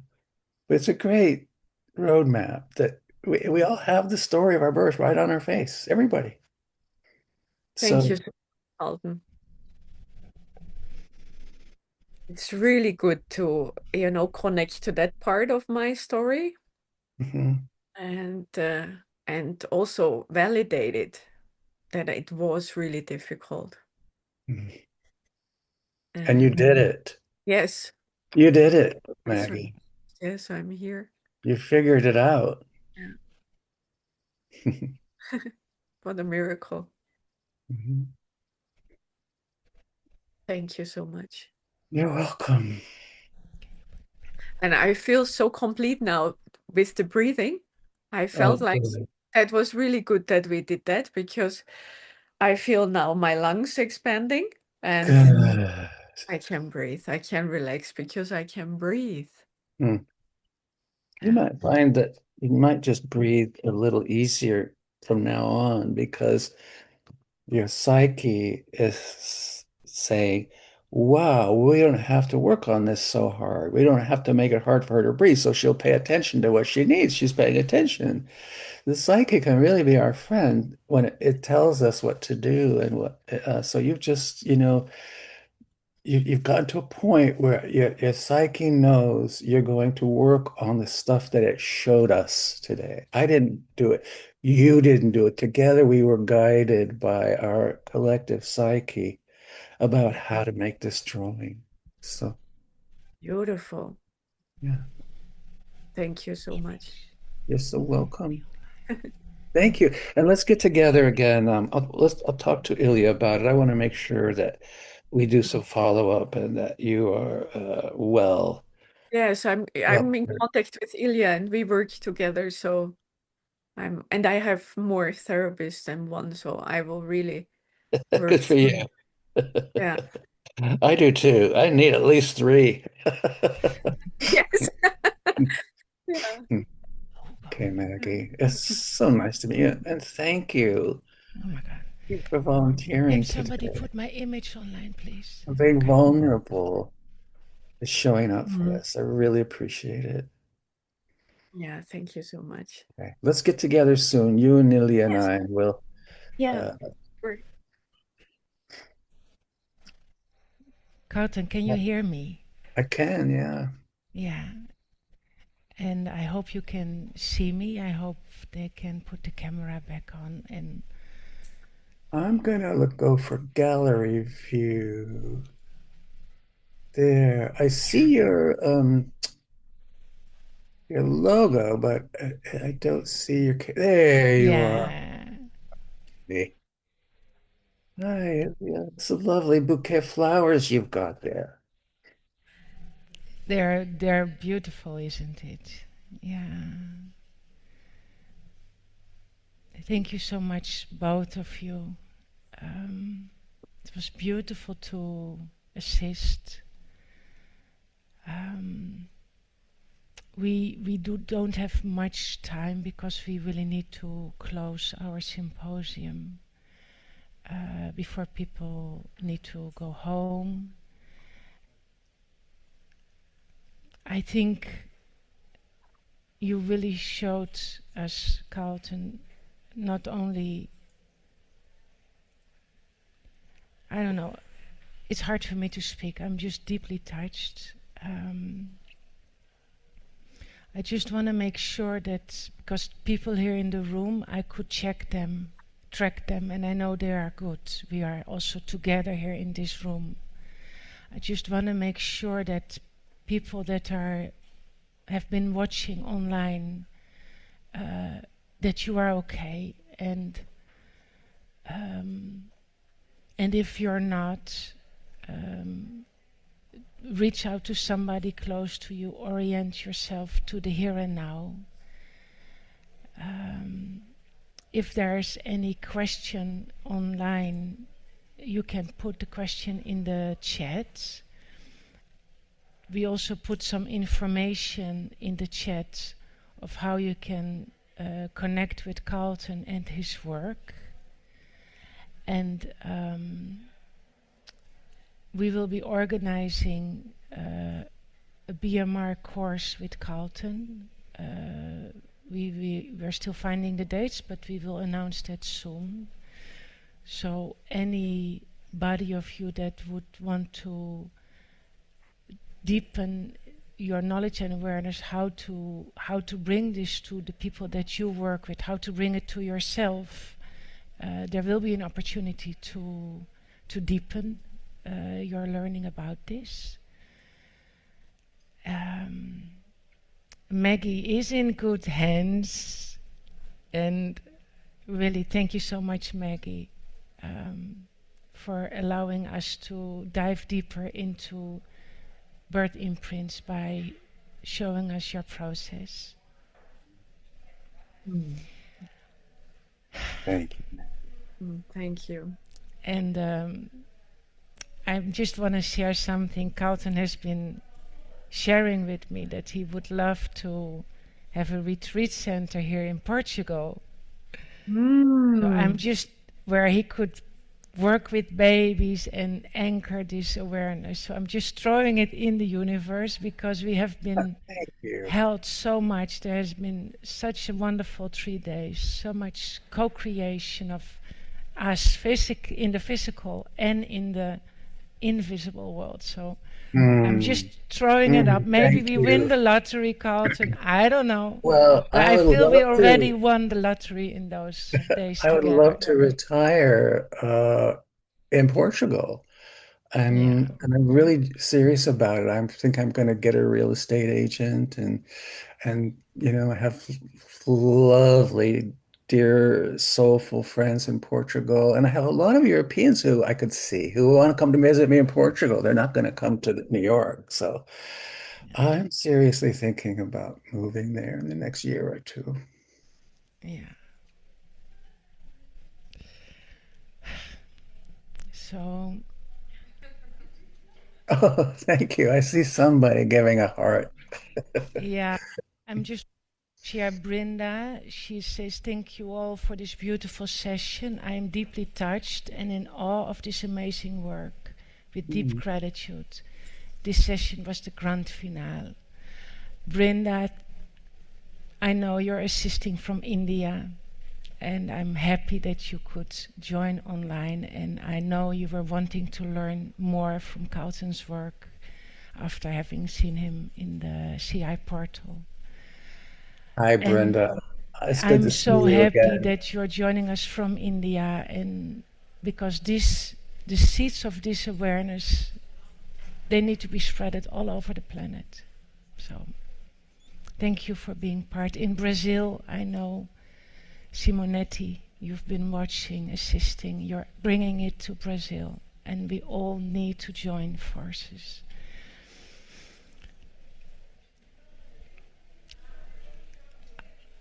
Karlton, can I give you the last words before we have to close our session? Yes.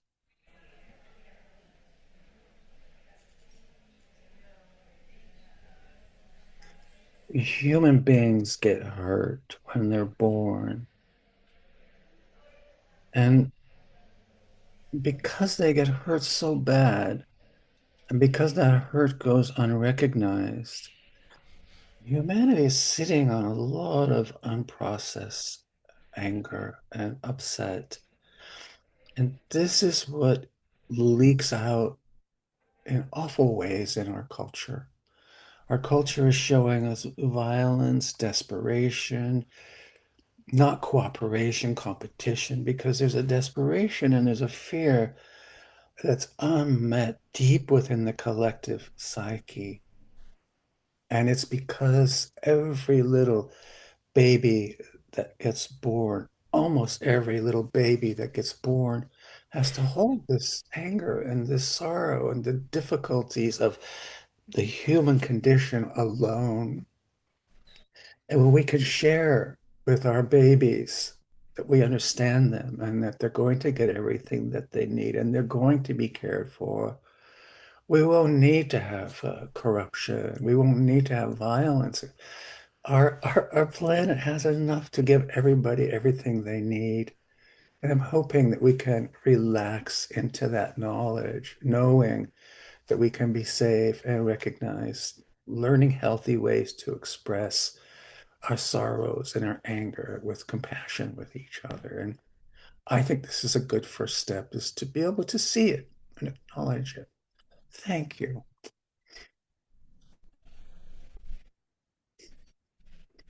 Thank you.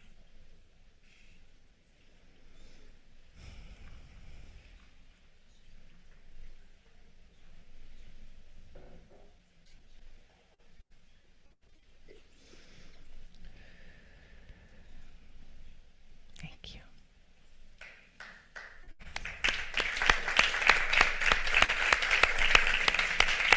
Thank you.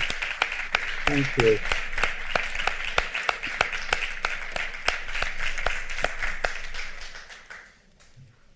Thank you. We are. Is that you, Ulrich? I would recognize the back of your head anywhere. Hi. Okay. So I don't know how we are going to do now. I think I will shift from this place, right? Okay. And I'll say goodbye to you, Ilja. Goodbye, Ilja. Thank you so much. Gratitude, gratitude, gratitude. Blessings, you guys. Thank you for being here. Bye-bye. Bye-bye. Bye. Thank you. Thank you. You're welcome. Bye-bye.